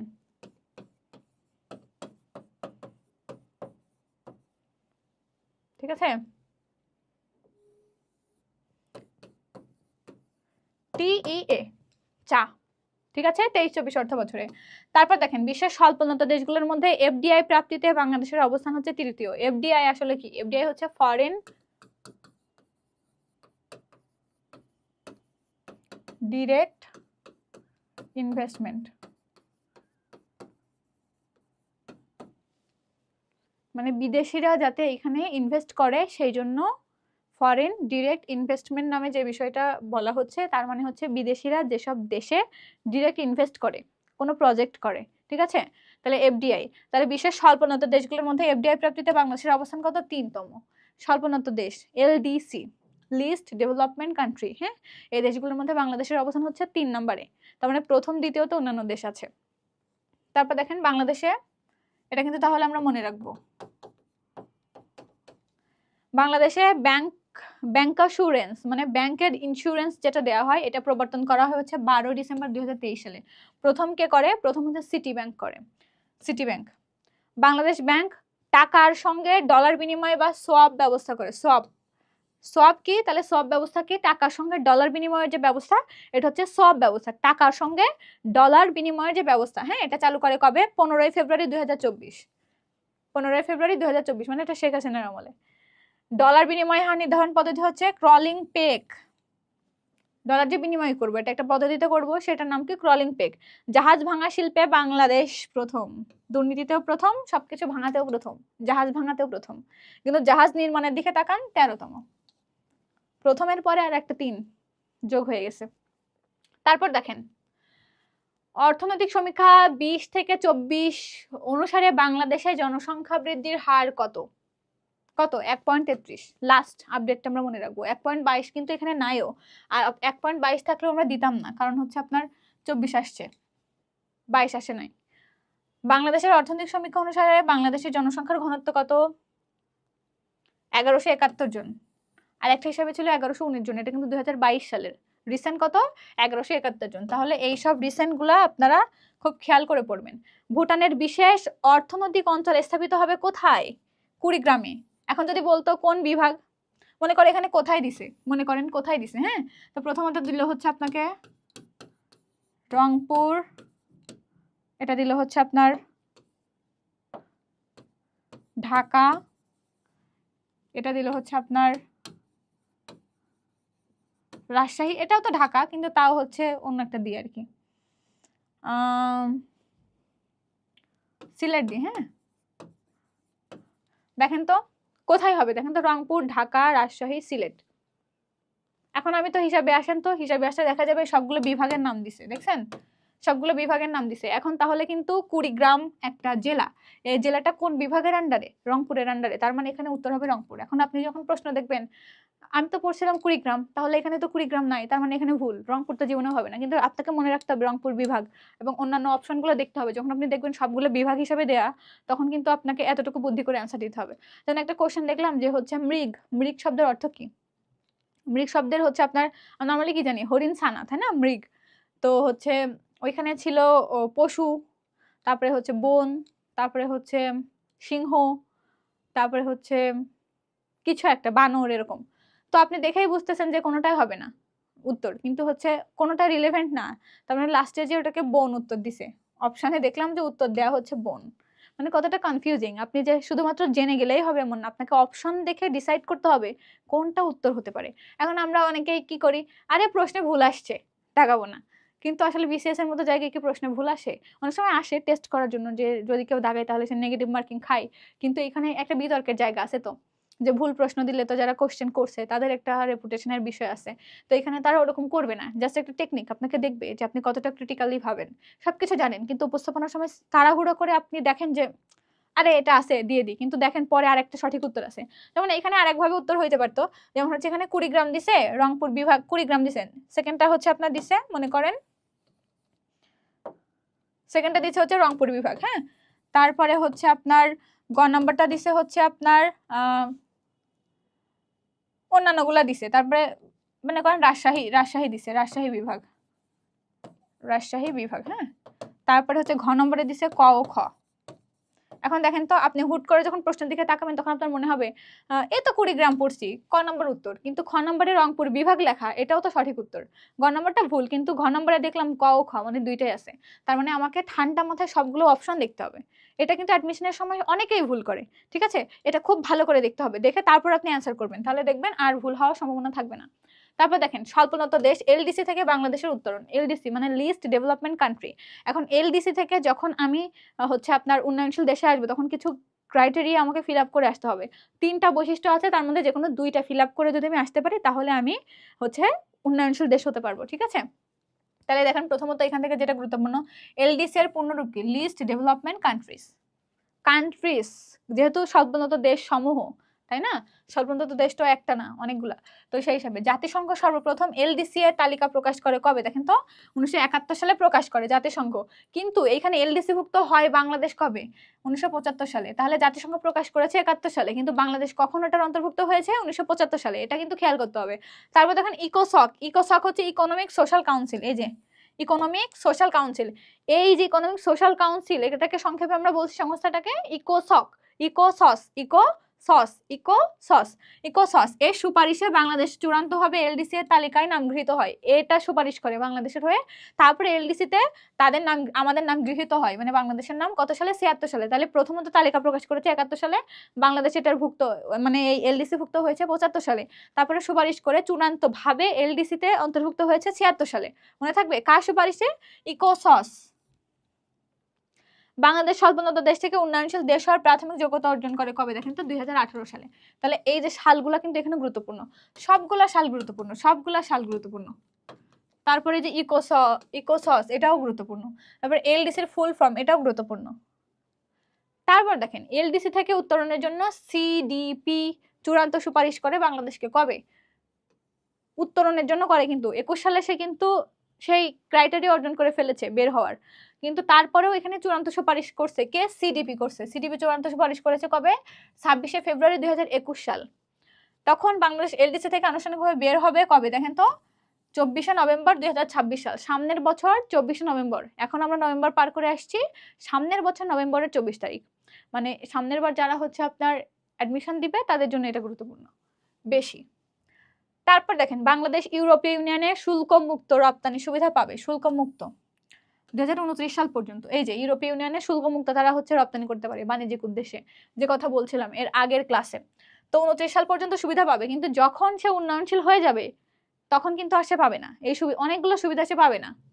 যেমন হচ্ছে আপনার আমরা যে কপিরাইট, মানে হচ্ছে কপিরাইট আইন যেটা, ওইটার বাইরে এসে আমরা হচ্ছে কপিরাইট ছাড়া যে কোনো বই তো এগুলো ইউজ করতে পারি, ওয়েস্ট থেকে যে কোনো হচ্ছে বইয়ের কপি আমরা নিয়ে পড়তে পারি।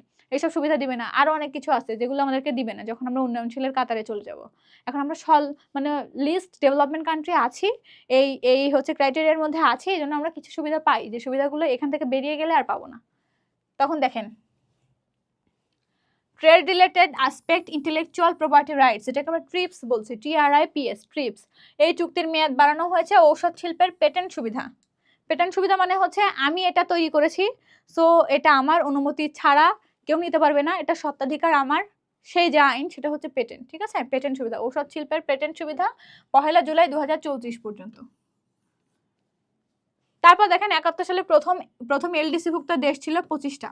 তাহলে প্রথম যখন জাতিসংঘ একটা এলডিসি ভুক্ত একটা আপনার হচ্ছে তালিকা প্রণয়ন করেছে, তখন এখানে প্রথমত দেশ ছিল কয়টা? 25টা। তারপরে যে হচ্ছে আপনার 75-এ বাংলাদেশকে যুক্ত করা হয়। তারপরে ইকোসসের হচ্ছে সুপারিশে 76 সালে যে চূড়ান্তভাবে সে যুক্ত হয়, এবং 2018 সালে এলডিসি থেকে বের হওয়ার মতো যোগ্যতা অর্জন করে। কিন্তু 2021 সালের 26শে ফেব্রুয়ারি হচ্ছে চূড়ান্তভাবে উত্তরণের জন্য সুপারিশ করে সিডিপি, এবং বলা হচ্ছে যে 2026 সালের 24শে নভেম্বর হচ্ছে এখান থেকে বের হবে, এলডিসি থেকে বের হবে বাংলাদেশ। এবং এলডিসি থেকে যদি বের হয়, এবং এর মধ্যে আবার বলা হচ্ছে 29 সাল পর্যন্ত সে শুল্কমুক্ত বাণিজ্য করার সুবিধা হবে ইউএন ভুক্ত দেশগুলোতে, ইউরোপীয় ইউনিয়নের যে 18টা দেশ এই দেশগুলোতে। তারপরে হচ্ছে আপনার বলা হচ্ছে যে এই যে ঔষধ শিল্পে যে পেটেন্ট সুবিধা, এই বিষয়ে একটা চুক্তি করা হয়েছিল, এই চুক্তির মেয়াদ বাড়ানো হয়েছে কবে? কত সাল পর্যন্ত? 1 জুলাই 2034 সাল পর্যন্ত। তারপর হচ্ছে 71 সালে প্রথমে এলডিসি ভুক্ত যে দেশগুলোর তালিকা প্রণয়ন করা হয়েছিল সেখানে ছিল 25টা দেশ, বর্তমানে এলডিসি ভুক্ত দেশ হচ্ছে 44টা। তাহলে এই দুইটাই কিন্তু গুরুত্বপূর্ণ, হ্যাঁ, মনে রাখবেন। তারপর দেখেন এলডিসি ভুক্ত একটা দেশ হওয়ার জন্য তার কিছু 3টা শর্ত আছে। দেখেন মাথাপিছু আয় হচ্ছে আপনার 900 মার্কিন ডলারের নিচে হতে হবে, মাথাপিছু আয়, হ্যাঁ। তারপর হচ্ছে গড় আয়ুষ্কাল হতে হবে 50-এর নিচে, এবং অর্থনৈতিক বহুমুখীকরণের অভাব থাকবে। এখন যদি বাংলাদেশ শুধুমাত্র একটা দেশ, যে দেশ হচ্ছে 3টায় ফিল আপ করে এই 3টা থেকে বেরিয়ে এসেছে। দেখেন এলডিসি থেকে বের হওয়া 3টা মানদণ্ড, একটা হচ্ছে মাথাপিছু আয় হবে, জিএনআই হবে $1230, আমাদের কত? 2784 জিএনআই, তাই না?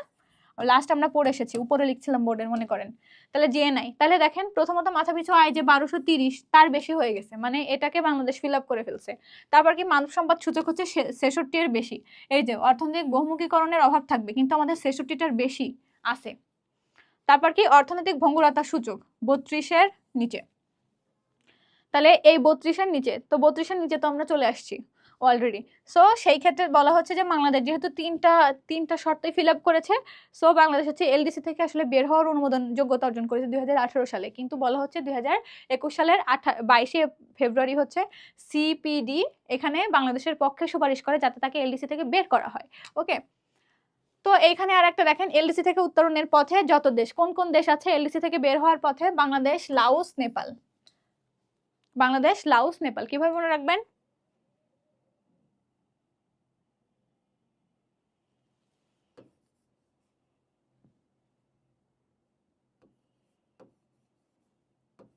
বালা নে, বাংলাদেশ, লাওস, নেপাল।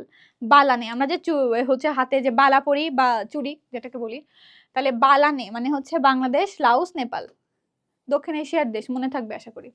সলোমন দ্বীপপুঞ্জ হচ্ছে 13 ডিসেম্বর 2027 সালে বের হবে, আর বাংলাদেশ, লাওস, নেপাল 24 নভেম্বর 2026 সালে বের হবে আনুষ্ঠানিকভাবে। তাহলে সলোমন দ্বীপপুঞ্জ 13 ডিসেম্বর 2027 বের হবে, বাংলাদেশ হবে 2026 সালে 24 নভেম্বর, এর সাথে হবে লাওস আর নেপাল। তাহলে এইটা কিন্তু বাংলাদেশের প্রশ্নের সাথে জুড়ে দিবে, এটা মনে রাখবেন। তারপর দেখেন, তিনটা শর্তে যে কোনো দুইটি শর্ত পূরণ করলে বা মাথাপিছু আয় দ্বিগুণ হলে যে কোনো রাষ্ট্র এলডিসি থেকে বের হতে পারবে। এখন দেখেন তো, ওই যে হচ্ছে আপনার 1230-এর বেশি হয়েছে না, ডাবলের বেশি হয়েছে, তাহলে একটা ফিল আপ করেই তো আমরা বের হয়ে আসতে পারি, কিন্তু আমরা তিনটা ফিল আপ করছি। তিনটা শর্ত পূরণ করে বের হতে যাওয়া একমাত্র দেশ হচ্ছে বাংলাদেশ। তাহলে এটা দেখেন একটা প্রাইডের বিষয়, তো গর্বের বিষয়, তো এটা আসতে পারে পরীক্ষায়। তারপর দেখেন, 3 বছরের গড় মাথাপিছু মোট জাতীয় আয় বিবেচনা করা হয় এলডিসি থেকে উত্তরণের জন্য। 3 বছরের গড় মাথাপিছু জাতীয় আয় 3 বছর ধরে যদি একই ধারা ওইভাবে থাকে, তাহলে সেটার গড় যেটা হবে সেটা যদি 1230-এর চেয়ে বেশি হয়, তখন আমরা এটাকে কাউন্ট করব যে এলডিসি থেকে বের হওয়ার যোগ্যতা সেই দেশ অর্জন করেছে। বুঝা গেছে? তার মানে একবার মনে করেন আপনার দেশের হইলো 3000, একবার হইলো হচ্ছে 500, একবার হইলো যে হচ্ছে 1000, তাহলে টোটাল হইলো 4500। এখন এটাকে 3 দিয়ে ভাগ করেন। তো এইভাবে করে যখন হচ্ছে আপনার 3 বানাং 36 হয়, তার মানে হচ্ছে 1230-এর বেশি হয়ে যাচ্ছে। 3 15 45, তাই না? 3 45 হচ্ছে যখন 3 15 45 মানে 1500 করে হচ্ছে। যখন 1500 করে হচ্ছে, তার মানে গড় আয় 3 বছরের যে গড় আয় সেটা 1230-এর চেয়ে বেশি, অর্থাৎ মাথাপিছু আয় 1230-এর চেয়ে বেশি হলে আমরা বের হতে পারবো এলডিসি থেকে। এখন দেখেন, যদি নর্মালি দেখেন তাহলে কিন্তু হচ্ছে আমাদের আছে 2784, মানে এমনিতেই হচ্ছে ওই 1500 কোথায় আর 2784 কোথায়, অর্থাৎ 1230-এর ডাবল করলে ডাবলেরও বেশি, মানে আড়াই গুণ হচ্ছে। তার মানে আমরা হচ্ছে আপনার এলডিসি থেকে বের হওয়ার যোগ্যতা অর্জন করে ফেলেছি। এখন তারপর দেখেন, পুষ্টি, স্বাস্থ্য, স্কুলে ভর্তি ও শিক্ষার হারের সমন্বয়ে তৈরি হয় মানব সম্পদ সূচক। তাহলে মানব সম্পদ সূচক যেটা হিউম্যান, এই যে হিউম্যান হচ্ছে আপনার সম্পদ মানে কি অ্যাসেট, তারপরে ইন্ডেক্স, ইন্ডেক্স মানে হচ্ছে সূচক, তাহলে হচ্ছে এইচডিআই বলা হয় এটাকে, human development index, human development index, তখন হবে ওটা মানব উন্নয়ন সূচক। আর যেহেতু মানব সম্পদ সূচক, তার মানে হিউম্যান অ্যাসেট ইন্ডেক্স, অর্থাৎ মানব সম্পদ সূচক, অ্যাসেট মানে সম্পদ। তাহলে এই যে সূচক যেটাকে আমরা হিসাব করব, তখন হচ্ছে কি কি হিসাবে আমরা এই সূচকটাকে নির্ধারণ করব? একটা হচ্ছে পুষ্টি, একটা হচ্ছে স্বাস্থ্য, একটা হচ্ছে স্কুলে ভর্তি হওয়া, মানে একটা শিক্ষার হার, একটা স্বাস্থ্য, একটা হচ্ছে পুষ্টি। স্বাস্থ্যের সাথে অবশ্য পুষ্টি রিলেটেড, তারপরে শিক্ষার হারটা গুরুত্বপূর্ণ। তো এইগুলো মিলাই হচ্ছে আমরা সূচকটাকে নির্ধারণ করব। তারপর দেখেন, প্রাকৃতিক দুর্যোগ, বাণিজ্য, অর্থনৈতিক আঘাত, জনসংখ্যা পরিমাণ এবং বিশ্ব বাজার থেকে দেশের দূরত্বের উপর ভিত্তি করে তৈরি হয় অর্থনৈতিক ভঙ্গুরতা সূচক, ইভিআই। ঠিক আছে, ইভিআই। তাহলে ইভিআই এর সাথে কি কি গুরুত্বপূর্ণ দেখেন সেগুলো মনে রাখবেন। 1 নম্বরে হচ্ছে প্রাকৃতিক দুর্যোগ, তারপরে হচ্ছে বাণিজ্য, অর্থনৈতিক আঘাত, 3 নম্বরে হচ্ছে জনসংখ্যার পরিমাণ, 4 নম্বরে হচ্ছে বিশ্ব বাজার থেকে দেশের দূরত্ব। তাহলে 4টা বিষয়। এখন যদি অপশনে ঘুরায় ফিরায় দেয়, 3টা দিল আর একটা দিল না, বা 2টা দিল তারপরে দিল ক ও খ, এরকম ভাবে। তো এই পয়েন্টগুলো আপনারা মনে রাখবেন। তারপরে এখানে যে পুষ্টি, স্বাস্থ্য, তারপরে হচ্ছে শিক্ষার হার, এগুলোকে মনে রাখবেন। তাহলে যখন এই বিষয়ে কোনো কোশ্চেন আসবে, তখন আপনারা ওই পয়েন্টের সাথে রিলেট করে অ্যান্সার করতে পারবেন। তারপর দেখেন, বাংলাদেশ এলডিসি থেকে মুক্ত হলে 3টি সুবিধা হারাবে। কি কি সুবিধা হারাবে দেখেন। প্রথম হচ্ছে জিএসপি সুবিধা, জিএসপি, হ্যাঁ। তারপরে হচ্ছে আপনার কপিরাইট সুবিধা, সহজ সত্ত্বে ঋণ সুবিধা, আর ঋণ সুবিধা পাবে না, কপিরাইট সুবিধা পাবে না, জিএসপি সুবিধা পাবে না, এগুলো সুবিধা সে হারাবে। তারপর দেখেন, বদ্বীপ পরিকল্পনা 2100 সাল আর কি, ডেল্টা প্ল্যান 2100 যেটাকে আমরা বলছি, এই প্ল্যানটা হচ্ছে বদ্বীপ পরিকল্পনা 2100 যেটা করা হয়েছে, এটা হচ্ছে বাংলাদেশ পরিকল্পনা কমিশনের অধীনে করা হয়েছে। কার? বাংলাদেশ পরিকল্পনা কমিশন। এর অধীনে কি করা হয়েছে? General economic division, GED, general economic division. তাহলে জিডিপি এর ফুল ফর্ম কি? সেই ক্ষেত্রে কিন্তু এই ফুল ফর্মটা আপনারা মনে রাখবেন, জেনারেল ইকোনমিক ডিভিশন। এবং নেদারল্যান্ড সরকারের অর্থনৈতিক ও কারিগরি সহায়তায় একটি দীর্ঘমেয়াদী সমন্বিত সামষ্টিক পরিকল্পনা। তাহলে এখানে কোন সরকার হেল্প করতেছে আমাদের এই পরিকল্পনার সাথে? নেদারল্যান্ড সরকার, ডাচ। ঠিক আছে। অফিসিয়াল নাম হচ্ছে বাংলাদেশ বদ্বীপ পরিকল্পনা 2100 প্রণয়ন প্রকল্প। ঠিক আছে, অফিসিয়াল নামটা তাহলে মনে রাখবেন। সহায়তা করতেছে কে? নেদারল্যান্ড সরকার। তারপর কারিগরি সহায়তায় কে আছে? Dutch Bangladeshi deltas consortium and Bangladesh policy research institute. তাহলে এই যে অনেক কঠিন, তা মনে রাখবেন। সমঝোতা স্বাক্ষর কবে করা হয়েছে? 16 জুন 2015 সালে সমঝোতা স্বাক্ষর, এই যে নেদারল্যান্ডের সাথে। ঠিক আছে। তারপরে মেয়াদ কত? 2018 থেকে 2100 সাল পর্যন্ত। 15 সালে করা হয়েছে। মেয়াদ কত? 2018 থেকে 2100 সাল পর্যন্ত, প্রায় 100 বছর। কত বছর? প্রায় 100 বছর। তারপর হচ্ছে রূপকল্পটির লক্ষ্য কি দেখেন তো? এটার লক্ষ্য কি? নিরাপদ জলবায়ু পরিবর্তনের অভিঘাত সহিষ্ণু সমৃদ্ধশালী বদ্বীপ গড়ে তোলা। জলবায়ু পরিবর্তনের কতগুলো ইফেক্ট হইতে পারে, যেমন হচ্ছে গ্রিনহাউস গ্যাস, বিশেষ করে উন্নয়নশীল দেশগুলো বা উন্নত দেশগুলো কিন্তু হিউজ পরিমাণ হচ্ছে আপনার পরিবেশ বিধ্বংসী কাজকর্ম করে। সেই ক্ষেত্রে দেখা যায় যে আমরা যারা হচ্ছে উন্নয়নশীল বা স্বল্পোন্নত দেশ আছে, আমরা কিন্তু অতটা ডিপেন্ডেন্ট না বা অতটা আধুনিক না। তো দেখা যাচ্ছে হচ্ছে যারা উন্নত দেশ আছে, এই উন্নত দেশগুলো এমন এমন কাজ করে যেগুলো আসলে পরিবেশের যে ডিগ্রেডেশন, এনভায়রনমেন্টাল ডিগ্রেডেশনের জন্য অনেক দায়ী। কিন্তু দেখা যায় যে আমরা যারা স্বল্পোন্নত দেশ বা উন্নয়নশীল দেশ, আমরা ওইভাবে পরিবেশের অত ক্ষতি করি না। তো এই সব ক্ষতি যেহেতু তারা বেশি করে, এই জন্য তারা এনভায়রনমেন্ট নিয়ে বেশি কনসার্ন। তারা বিভিন্ন দেশে অনেক অনেক প্রজেক্ট নিয়ে কাজ করে, কারণ বিভিন্ন সেমিনার অ্যারেঞ্জ করে, তারপর সচেতনতামূলক বিভিন্ন ধরনের প্রোগ্রাম অ্যারেঞ্জ করে, যে কারণে মানে যেটার মাধ্যমে কিছুটা মিনিমাইজ করে নিয়ে আসা যায়। কারণ এনভায়রনমেন্টাল ডিগ্রেডেশন যখন হয়, তখন ক্লাইমেট চেঞ্জের যে ইফেক্টটা, সেটা কিন্তু শুধুমাত্র আমরা সেটার ভিকটিম না, তারাও ভিকটিম, কিন্তু আলটিমেটলি দোষী তারা। হ্যাঁ, কিন্তু হচ্ছে ভিকটিম আমরাও হই। মানে গরিব মানুষ কিন্তু পরিবেশ নষ্ট করে না, পরিবেশ নষ্ট করে কিন্তু বড় লোকেরাই, এবং সেটার ভিকটিম গরিব মানুষই বেশি হয়। ঠিক আছে। তো এই ক্ষেত্রে বিষয়টি এরকম।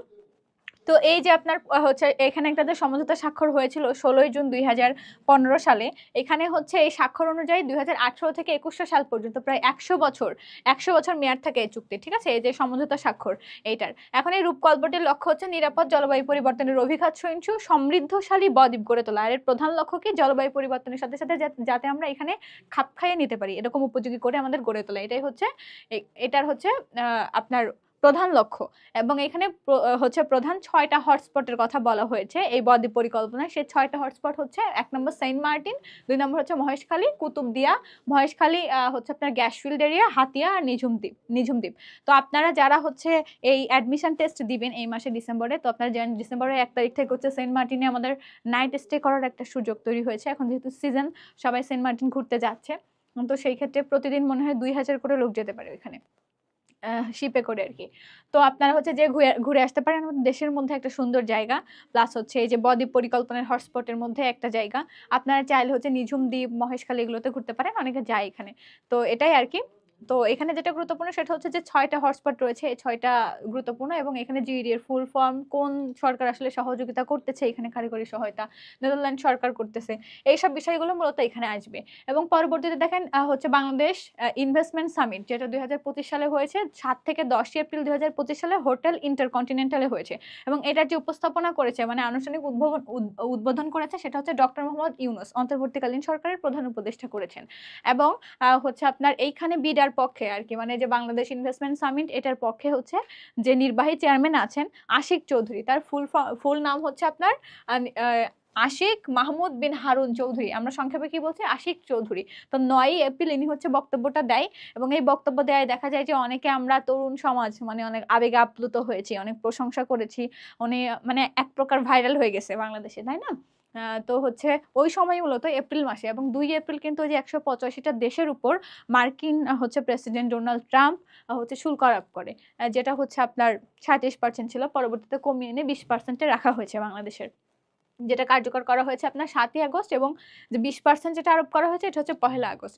কার্যকর করা হয়েছে 7ই আগস্ট, এবং 6 আগস্ট হচ্ছে ভারতকে আবার পাল্টা শুল্ক দেওয়া হয়েছে। টোটাল ভারতের শুল্কের পরিমাণ হচ্ছে 50%, যেটা হচ্ছে সর্বোচ্চ শুল্ক হার ডোনাল্ড ট্রাম্পের দেয়া। ঠিক আছে, তো এই সব ইনফরমেশনগুলো তো এখানে আসলে কি নিয়ে হচ্ছে আপনার আশিক চৌধুরী কি নিয়ে বক্তব্য রাখে এই যে বিডার পক্ষে বিনিয়োগের গুরুত্ব নিয়ে, আসলে গুরুত্বটা কিরকম, বিনিয়োগ করলে কি লাভ হতে পারে, আমরা যারা মানে উদ্যোক্তা হব বা হচ্ছে অনেকে আমাদের ইউনিভার্সিটি পুরো অবস্থায় উদ্যোক্তা হয়, তো এই ক্ষেত্রে এই যে বিনিয়োগ করার গুরুত্ব আসলে কি, এইসব বিষয়গুলো হচ্ছে আসলে ক্যাপ্টেন বলছি সরি চেয়ারম্যান আশিক চৌধুরী আর কি, আশিক চৌধুরী এই বিষয়ে বক্তব্য রাখে 9 এপ্রিল 2025। এবং এই অনুষ্ঠানে যে এক্সেলেন্স ইন ইনভেস্টমেন্ট অ্যাওয়ার্ড লাভ করে 4টা প্রতিষ্ঠান, একটা হচ্ছে আপনার ওয়ালটন, বিকাশ এবং হচ্ছে স্কয়ার ফার্মাসিউটিক্যালস, আর একটা হচ্ছে ফেব্রিক্স। তো এই 4টা প্রতিষ্ঠানের নাম আমরা মনে রাখবো, ঠিক আছে, এটা গুরুত্বপূর্ণ, 3 স্টার করে দিয়েছি। এবং তারপর দেখেন যে 9 এপ্রিল 2025 সালে বিশেষ ক্যাটাগরিতে হচ্ছে অনারারি সিটিজেনশিপ দেওয়া হয়। কাকে দেওয়া হয়? কোরিয়ান এক্সপোর্ট প্রসেসিং জোনের মূল প্রতিষ্ঠাতাকে, মূল প্রতিষ্ঠাতা হচ্ছে ইয়াং ওয়ান, এবং এই ইয়াং ওয়ানের চেয়ারম্যান হচ্ছে কিহাক সাং। ইনি হচ্ছে 80-র দশকে বাংলাদেশের পোশাক শিল্পে উদ্যোক্তাদের মধ্যে যে প্রথম বিদেশি বিনিয়োগকারী। হ্যাঁ, তো এনাকে অনারারি সিটিজেনশিপ দেওয়া হয় কবে? 9 এপ্রিল 2025। তাহলে কি কি বিষয় এখানে ক্লিয়ার করতে হবে আমি করে দিয়েছি, আপনারা এটা মনে রাখবেন নিজ দায়িত্বে। তারপর দেখেন 1 জানুয়ারি 2025 সালে অন্তর্বর্তীকালীন সরকারের যে হচ্ছে প্রধান উপদেষ্টা ডক্টর মোহাম্মদ ইউনুস বর্ষপূর্ণ হিসাবে আন্তর্জাতিক হচ্ছে আপনার যে আন্তর্জাতিক যে বাণিজ্য মেলা, এখানে আসবাবপত্রকে বর্ষপূর্ণ হিসেবে স্বীকৃতি দেয়। তাহলে 2025 সালের আসবাবপত্র কি ছিল? বর্ষপূর্ণ ছিল, বা 2025 সালে বর্ষপূর্ণ ঘোষণা করা হয় কাকে? আসবাবপত্রকে। আর এখন যে KEPZ এর মূল প্রতিষ্ঠানকে ইয়াং ওয়ান, এর চেয়ারম্যানকে কিহাক সাংকে 9 এপ্রিল 2025 অনারারি সিটিজেনশিপ দেওয়া হয়েছে। এখন KEPZ এর ফুল ফর্ম কি? Korean export processing zone. এই যে কোরিয়ান এক্সপোর্ট প্রসেসিং জোন এখানে লিখে দিয়েছি, আপনাদের যদি ইন্টারেস্ট আছে এটাও আপনারা জেনে রাখতে পারেন, বা একবার জানলে আশা করি মনে থাকবে। তো তারপর দেখেন বাংলাদেশের নতুন হচ্ছে আপনার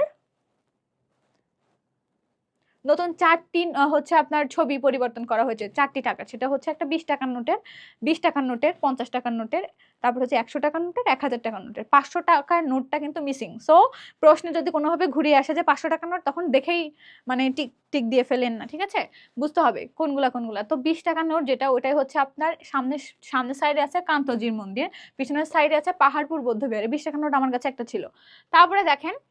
তারপরে আমরা মানে স্টেপ বাই স্টেপ যাই, 50 টাকার নোটে যাই। 50 টাকার নোটে হচ্ছে বা পাশে হচ্ছে আহসান মঞ্জিলের ছবি, পুরান ঢাকার যে আহসান মঞ্জিল। হ্যাঁ, তো আহসান মঞ্জিলের ছবি, এবং মাঝখানে হচ্ছে জাতীয় ফুল শাপলা, এবং পিছনের পাশে হচ্ছে আপনার সংগ্রাম জনরের চিত্রকর্ম, যেটাই হচ্ছে দেখা যাচ্ছে একটা বলদ বা ষাঁড় বা গরু যাই বলেন না কেন, তার পিঠে হচ্ছে জোয়াল, এবং একটা মানুষ ওইভাবে চাষ করতেছে, যেটাকে বলা হচ্ছে সংগ্রাম। ছবিটার নাম অনেক বিখ্যাত একটা ছবি। তো এই যে চিত্রকর্ম আর কি, এই চিত্রকর্ম জয়নুল আবেদিনের, এইটা হচ্ছে আপনার 50 টাকার নোটে আছে। এবং 100 টাকার নোটে কি আছে দেখেন, 100 টাকার নোটে হচ্ছে সামনের সাইডে হচ্ছে আপনার 60 গম্বুজ মসজিদের ছবি আছে, যেটা বাগেরহাটে অবস্থিত। এবং এখানে আমরা জানি যে 77টা হচ্ছে গম্বুজ আসে, ঠিক আছে, ছোট বড় মিলিয়ে। তারপরে এবং পিছনের সাইডে সুন্দরবনের ছবি আছে বাংলাদেশের, কারণ আমরা জানি বাংলাদেশ ভারত দুইটা দেশে হচ্ছে আসলে সুন্দরবনের অংশ। তো এখানে হচ্ছে পিছনের সাইডে আপনার সুন্দরবনের ছবি আছে। ওকে, তাহলে আমরা 20, 50, 100 জানলাম, এখন 1000টা জানবো। 1000টায় হচ্ছে আপনার সামনের সাইডে কিসের ছবি? জাতীয় স্মৃতিসৌধের ছবি, আর পিছনে হচ্ছে জাতীয় সংসদ ভবন।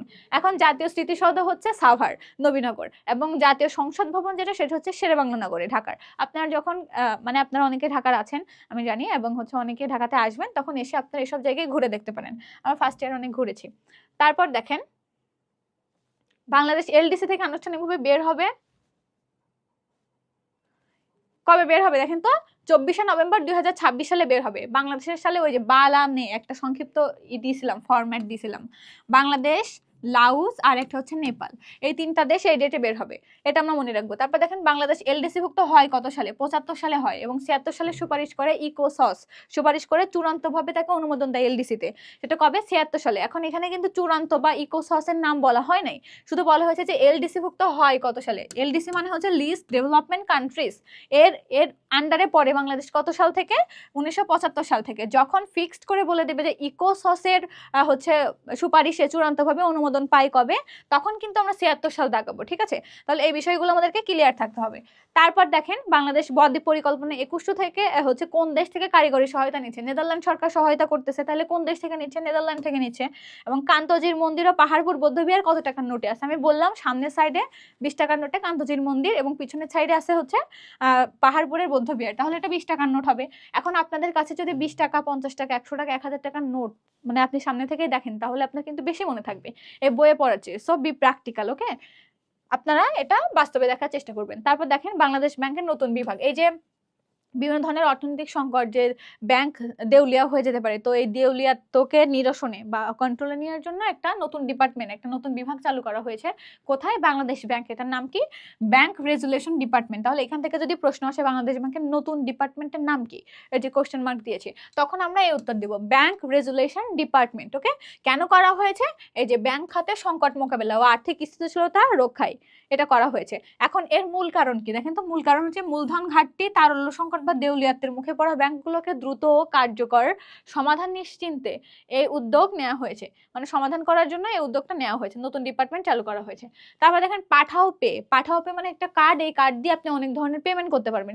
এই কার্ডটা কবে চালু করা হয়েছে? পাঠাও পে কার্ড চালু করা হয়েছে 8ই জুলাই 2025 সাল, 8ই জুলাই 2025 সাল, ঠিক আছে। এইটা যে এই কার্ডটা যে চালু করা হয়েছিল, এই কার্ডটা কার সহায়তায় চালু করা হয়েছিল? কোন ব্যাংক? Mutual trust bank. কোন ব্যাংক? মিউচুয়াল ট্রাস্ট ব্যাংক, ওকে। এই যে বাংলাদেশ ব্যাংকের ছবি এখানে, ওই যে পাঠাও পে, ঠিক আছে। এখন এ চালান মানে হচ্ছে এই যে এতে হচ্ছে অটোমেটেড চালান কি, আমরা যে সরকারি বিভিন্ন ধরনের ট্যাক্স, তারপরে হচ্ছে সেবা নিয়ে থাকি, এগুলার সেবা বলতে আমি বিদ্যুৎ বিল, পানি বিল, এগুলোর কথা বলছি। তারপরে বিটিসিএল থেকে আমরা ওয়াইফাই নিয়ে থাকি, এগুলো সব সরকারি। তো এইসবের ফি দেওয়ার জন্য আমরা যে এই যে সরকারি কোষাগারে টাকাটা দেওয়ার জন্য, জমা দেওয়ার জন্য আমরা যে অনলাইন ভিত্তিক যে পেটা করি, এটা হচ্ছে অটোমেটেড চালান, যেটাকে আমরা এ চালান বলছি, ঠিক আছে। এবং বায়োমেট্রিক মেটাল ক্রেডিট কার্ড হচ্ছে, ক্রেডিট কার্ড বলতে বোঝায় যে আপনার কাছে টাকা থাকবে, আপনি ক্রেডিট কার্ডে হচ্ছে ঢুকাবেন, মানে ইন করবেন আপনার অ্যাকাউন্টে, তারপর আপনি সেখান থেকে চালাইতে পারবেন, কার্ড মানে খরচ করতে পারবেন। আর ডেবিট কার্ড হচ্ছে আপনি আগে খরচ করবেন, পরে আপনি টাকা দিবেন আর কি। তো বাংলাদেশ বিশ্বের প্রথম বায়োমেট্রিক মেটাল ক্রেডিট কার্ড চালু করেছে বাংলাদেশে। কে করেছে? ইস্টার্ন ব্যাংক এবং হচ্ছে মাস্টার কার্ড, এই দুইটা মিলে। কবে চালু করেছে? 5ই জুলাই 2025 সাল। তাহলে আশা করি এটা ক্লিয়ার, মানে কিরকম কোশ্চেন আসবে আমি কথার মধ্যে বলে দিই। তো বাংলাদেশের যে কৃষি সম্পদ, এই ফসল উৎপাদনের শীর্ষ জেলা সম্পর্কে আমরা জানবো। তো এই জেলার মধ্যে অনেকগুলো জেলার কথা দেওয়া হয়েছে, আমি যেগুলো খুব বেশি গুরুত্বপূর্ণ সেগুলো হাইলাইট করছি, হ্যাঁ।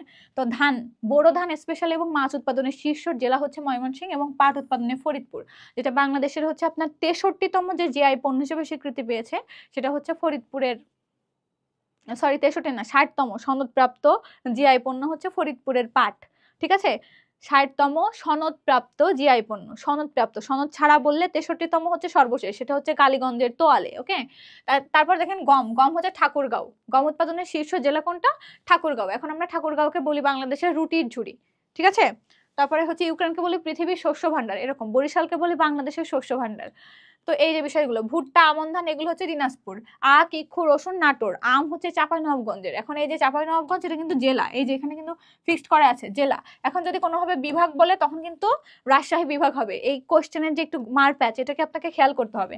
কাঁঠাল কোথাকার? গাজীপুরের। এবং তরমুজ কোথাকার? খুলনার। খেসারি, মিষ্টি হলো এগুলো নোয়াখালী। শুধু আলু বললে রংপুর, ঠিক আছে। তারপর দেখেন চিংড়ি মাছ হচ্ছে সাতক্ষীরা, পুকুরের মাছ হচ্ছে ময়মনসিংহ। এই যে মাছ, বোরো ধান, এগুলো ময়মনসিংহ, ওকে। তারপর দেখেন তামাক হচ্ছে কুষ্টিয়ার, প্লাস হচ্ছে তামাকের সাথে কিন্তু ওইখানে আরো অন্যান্য পাতাও বিক্রি হয়, সেটার কথা কিন্তু মেনশন করা নাই, ওকে। তারপর হচ্ছে তুলা, ঝিনাইদহ। তারপরে চা কোথাকার? মৌলভীবাজারের। আলু, এই যে বললাম মিষ্টি আলু বললে আপনার নোয়াখালীতে আসবেন, খেসারি মিষ্টি আলু। আর শুধু আলু বললে রংপুরে আসবেন। সয়াবিন তেল, সুপারি, এগুলো হচ্ছে লক্ষ্মীপুর, ফেনী, নোয়াখালী, এই যে পাশাপাশি। পেয়ারা চট্টগ্রামের। আনারস বললে মধুপুরের আনারস টাঙ্গাইল, ঠিক আছে। টাঙ্গাইলের মধুপুরের ভাওয়ালের গড়, যেটা আমরা পড়েছি জিওগ্রাফি, যারা পড়েছে ইন্টারমিডিয়েটে তারা এটা জানবে। মধুপুরের ভাওয়ালের গড়, ওই যে আপনার সমভূমি, তারপরে হচ্ছে মালভূমি, এইসব নিয়ে পড়ার প্লাস্টোসিনকালের সোপান সম, সাম্প্রতিককালের প্লাবন সমভূমি, ওই চ্যাপ্টারের মধ্যে আছে আর কি। তারপরে দেখেন লিচু, পেঁয়াজ, এগুলো হচ্ছে পাবনায়। এখন আমরা অনেক সময় ভুল করে আমাদের বন্ধু বান্ধবের কাছে চাই, তুই তো দিনাজপুরে লিচু খাওয়াইলি না তো, কিন্তু আসলে লিচু তো দিনাজপুরের না। দিনাজপুরের কি দেখেন তো, দিনাজপুরের ভুট্টা আর আমন ধান। সো এখন থেকে দিনাজপুরের কোনো ফ্রেন্ডের কাছে কিছু চাইলে ভুট্টা চাইবেন, অ্যান্ড হচ্ছে পাবনার যারা, তাদের কাছে লিচু চাইবেন, ওকে। তারপরে দেখেন আউশ ধান, শিমুল তুলার জন্য স্পেশালি হচ্ছে কুমিল্লা। নদীর মাছ বললে ভোলা, এবং নারিকেল বললে বাগেরহাট। নদীর মাছ, নারিকেল বললে বাগেরহাট, ঠিক আছে। তারপর দেখেন বিশ্বে ধান উৎপাদনে হচ্ছে তৃতীয় অবস্থানে রয়েছে বাংলাদেশ, ঠিক আছে, এবং অষ্টম হচ্ছে গম উৎপাদনে। তাহলে ধান উৎপাদনে প্রথম হচ্ছে তৃতীয় হচ্ছে বাংলাদেশ, এবং গম উৎপাদনে অষ্টম হচ্ছে বাংলাদেশ। তাই দেখেন ধানেও যে শর্করা, গমেও সেই শর্করা, আলুতেও সেই শর্করা, তাহলে আমরা বাঙালিরাই শুধু কিন্তু ভাত খাই। পৃথিবীর অন্যান্য দেশে কিন্তু হচ্ছে ইউরোপিয়ান কান্ট্রিতে আলু খাই, মাছ খাই। তো সেই ক্ষেত্রে কিন্তু আমাদের প্রধান খাবার ভাত। ওরা যে বাঁচে না, আমরা যে বেশি বাঁচি এরকমটা কিন্তু না। সো যেটা শর্করা আছে আপনি খেয়ে জীবন ধারণ করতে পারবেন, সেটা খাইলে ওকে। তারপর দেখেন মুক্ত পানি, স্বাদু পানির মাছের উৎপাদনে বাংলাদেশ হচ্ছে দ্বিতীয়। মুক্ত পানি বলে যেই পানিতে হচ্ছে লবণ নাই, যে হচ্ছে আপনার লবণাক্ত পানি না, মিঠা পানি আর কি। স্বাদু পানির মাছ ওইগুলাকেই বলা হয়, যে পুকুর টুকুর যেগুলোতে হয়, এবং সমুদ্রের পানি তো লবণাক্ত। এখানে যেটা হবে সেটা হচ্ছে সামুদ্রিক মাছ। তো সামুদ্রিক মাছ উৎপাদন হচ্ছে 14তম, আর স্বাদু পানির মাছ উৎপাদন হচ্ছে দ্বিতীয়, ঠিক আছে। চাষের মাছ উৎপাদনে হচ্ছে পঞ্চম। এই যে আপনার হচ্ছে চিংড়ি চাষ করা হয়, এটা কিন্তু চাষের মাছ, এটা কিন্তু সমুদ্র থেকে ধরা হয় না। যেটা আমরা দেখেন গলদা আর বাগদা দুই ধরনের চিংড়ি আছে, ওকে। গলদা তো হচ্ছে আপনার, বাগদাতে হচ্ছে আপনার গলদা, আর বাগদাতে হচ্ছে বে অফ বেঙ্গল, মানে হচ্ছে আপনার বঙ্গোপসাগর থেকে আসে লবণাক্ত পানি। আর গলদা হচ্ছে আপনার, যেহেতু বড় হচ্ছে না মুখ বেশি, বা মানে বে, মুখটা কিন্তু বড় হচ্ছে, সো হচ্ছে বে, মানে বাগদা থেকে বে অফ বেঙ্গল, মানে বঙ্গোপসাগর থেকে। আর গলদা হচ্ছে আপনার মিঠা পানির, মানে হচ্ছে আপনার লবণাক্ত পানির না, ঠিক আছে। চিংড়ি মাছ উৎপাদনের শীর্ষ জেলা হচ্ছে সাতক্ষীরা, যখন বিভাগের কথা বলবে তখন খুলনা বিভাগ। নদীর মাছ উৎপাদনের শীর্ষ জেলা হচ্ছে ভোলা, বিভাগ হচ্ছে বরিশাল। তাহলে স্বাদু পানির মাছ উৎপাদনের দ্বিতীয়। আবার এর আগে শীর্ষ জেলায় মাছ উৎপাদনের শীর্ষ জেলা পড়েছি ভোলা, এখনো কিন্তু সেই ভোলা। বিভাগ বললে বরিশাল বিভাগ, ঠিক আছে, ভোলা হচ্ছে জেলা। পুকুরের মাছ উৎপাদনের শীর্ষ জেলা হচ্ছে ময়মনসিংহ, ওই যে ময়মনসিংহের বোরো ধান, মাছ এগুলা। শীর্ষ বিভাগ হচ্ছে চট্টগ্রাম। তাহলে এখানে কিন্তু একটা কনফিউজিং বিষয় আছে, খেয়াল করেন তো কি কনফিউজিং বিষয়। এখন জেলার কথা বলছি তখন কিন্তু ময়মনসিংহ জেলা হচ্ছে, ময়মনসিংহ বিভাগ নয়, জেলা। যখন বিভাগের কথা আসবে তখন হচ্ছে চট্টগ্রাম, তখন কি চট্টগ্রাম পুকুরের মাছে, ঠিক আছে। তাহলে এটা কিন্তু খেয়াল করবেন। তারপর দেখেন জিআই পণ্যের সর্বশেষ আগস্ট মাস অনুযায়ী, আমি ইনফরমেশন আগে অলরেডি দিয়ে দিয়েছি, তারপরে দেখেন কোনো একটি দেশে যদি নির্দিষ্ট পণ্যের একটা স্বত্বাধিকার বা মালিকানা থাকে, তখন সেটাকে আমরা সেই দেশের জিআই পণ্য বলি। তো বাংলাদেশে এরকম জিআই পণ্যে যাবৎকাল 63টা আছে, তার মধ্যে 60টার সনদ আছে। এখন 60 নম্বর যে সনদ পেয়েছে সেটা হচ্ছে আপনার ফরিদপুরের পাট, এবং 63 নম্বর যেটা জিআই পণ্যের জার্নালে যুক্ত হয়েছে সেটা হচ্ছে আপনার কালীগঞ্জের তোয়ালে, এই যে 63 নম্বর, ঠিক আছে। এটা কত তারিখে হয়েছে? 21শে আগস্ট 2025 সালে। এবং এদের সনদ পেয়েছে সর্বশেষ, ওটার ডেট নাই। তারপর হচ্ছে প্রথম জিআই পণ্য যেটা জামদানি শাড়ি, এটা প্রথম জিআই পণ্য। টোটাল কয়টা? 63টা। সনদপ্রাপ্ত কয়টা? 60টা। প্রথম যে জিআই পণ্য সেটা কি? জামদানি শাড়ি। কত সালে? 2016 সালে। কত তারিখ? 17 নভেম্বর। কত তারিখ? 17 নভেম্বর। 30শে নভেম্বর কিন্তু পোপ ফ্রান্সিস 2017 সালে 30শে নভেম্বর বাংলাদেশে সফর করেছিলেন। তো তারপর দেখেন জিআই সনদ প্রদান করে কে? ডাব্লিউআইপিও, মানে ওয়ার্ল্ড ইন্টেলেকচুয়াল প্রপার্টি অর্গানাইজেশন। জাতিসংঘের এই সংস্থাটা হচ্ছে, জাতিসংঘের মেধাস্বত্ব সংস্থা বলা হয়, এই সংস্থা হচ্ছে জিআই সনদ প্রদান করে, হ্যাঁ। তারপরে হচ্ছে জিআই পণ্য স্বীকৃতিও সনদ দিয়ে থাকে, সেটা হচ্ছে বাংলাদেশের শিল্প মন্ত্রণালয়ের অধীনে। বাংলাদেশের কারা দেয়? বাংলাদেশের যেগুলো জিআই পণ্য সেগুলো কারা দিবে? বাংলাদেশের অধীনের কোন একটা সংস্থা দিবে, শিল্প মন্ত্রণালয়ের অধীনে। পেটেন্টস, ডিজাইন এবং ট্রেডমার্ক। প্যাটার্নস ডিজাইন বলতে বোঝাচ্ছে আমি তৈরি করেছি, এটার আইন, এটা রক্ষণাবেক্ষণ, এটার কর্তৃত্ব সম্পূর্ণটা আমার। এই অধিকারটা যে এটার মাধ্যমে রক্ষা করে সেটাকে বলা হয় পেটেন্টস, ওকে। এই যে ট্রেডমার্ক, ডিজাইন আর ট্রেডমার্ক, এটার জন্য ডিপিডিআইটিওয়াই। মোট জিআই জার্নালভুক্ত পণ্য কয়টা বলছে? 63টা। সর্বশেষ হচ্ছে 63তম কালীগঞ্জের তোয়ালে, এটা হচ্ছে 21শে আগস্ট 2025 পর্যন্ত। এই তারিখটা আমরা মনে রাখবো, 63তম। এখন দেখেন এখানে যেটা আপনার মার প্যাচ আছে সেটা হচ্ছে মোট সনদ লাভকারী স্বীকৃত জিআই পণ্য হচ্ছে 60টা। এখন 60তমটা হচ্ছে ফরিদপুরের পাট। আর হচ্ছে প্রথম জিআই পণ্য যেটা সেটা জামদানি শাড়ি 2016 সালের 17 নভেম্বর, ওকে। তাহলে এই বিষয়গুলো আমরা ক্লিয়ার থাকবো। তারপর দেখেন জাতিসংঘের কোন সংস্থা জিআই পণ্যের সনদ প্রদান করে? WIPO, world intellectual property organisation, okay. তারপরে দেখেন কৃষি পরিসংখ্যান বর্ষগ্রন্থ 2024 অনুযায়ী আম উৎপাদনের শীর্ষ জেলা কোনটা? আম উৎপাদনের জেলার কথা বলছে, কিসের জেলার কথা? তাহলে আমরা আগেই পড়ে এসেছি প্রিভিয়াস স্লাইডে, যে হচ্ছে চাঁপাইনবাবগঞ্জ। যখন এটাকে বিভাগের আন্ডারে নিয়ে আসবে তখন কিন্তু আমরা রাজশাহী বিভাগ দিব। সো আমাকে আগে কোশ্চেনটা বুঝতে হবে, এবং এখানে দেখেন তারিখ নির্দিষ্ট করে, সাল নির্দিষ্ট করে দেয়া 2024 অনুযায়ী। তাহলে 2024 অনুযায়ী আমরা জানি চাঁপাইনবাবগঞ্জ। প্রতি বছর কিন্তু এটা চেঞ্জ হয়। সো আপনাদেরকে প্রশ্নটা আগে খুব ভালো করে বুঝতে হবে, তারপরে কি চাচ্ছে সেটা বুঝে আপনি অ্যান্সার করবেন। তাহলে আশা করা যায় আপনার হচ্ছে ওরকম বড় ধরনের কোনো ভুল হবে না, আপনি যেটা জানেন সেটা আপনি ঠিকঠাক দিয়ে আসতে পারবেন। কারণ এই ক্ষেত্রে দেখা যাচ্ছে হচ্ছে নেগেটিভ মার্কিং থাকে। তো নেগেটিভ মার্কিং এর জন্য আপনার জানা প্রশ্ন আপনি পারেন, কিন্তু তাড়াহুড়া দেখা গেল ভুল করে ফেলছেন, পরে আপনার আসল যে অন্যান্য মানে মার্কগুলো আপনি পেয়েছেন সেখান থেকে আরো কেটে গেল। সো আপনাদেরকে সবসময় মাথা ঠান্ডা রেখে প্রশ্নের উত্তর করতে হবে। বারবার বলি এই কথা। ওকে? তো আজকের ক্লাস এই পর্যন্ত। আপনাদের সাথে দেখা হবে নতুন কোনো ভিডিওতে। সবাই ভালো থাকেন, সুস্থ থাকেন। আল্লাহ হাফেজ।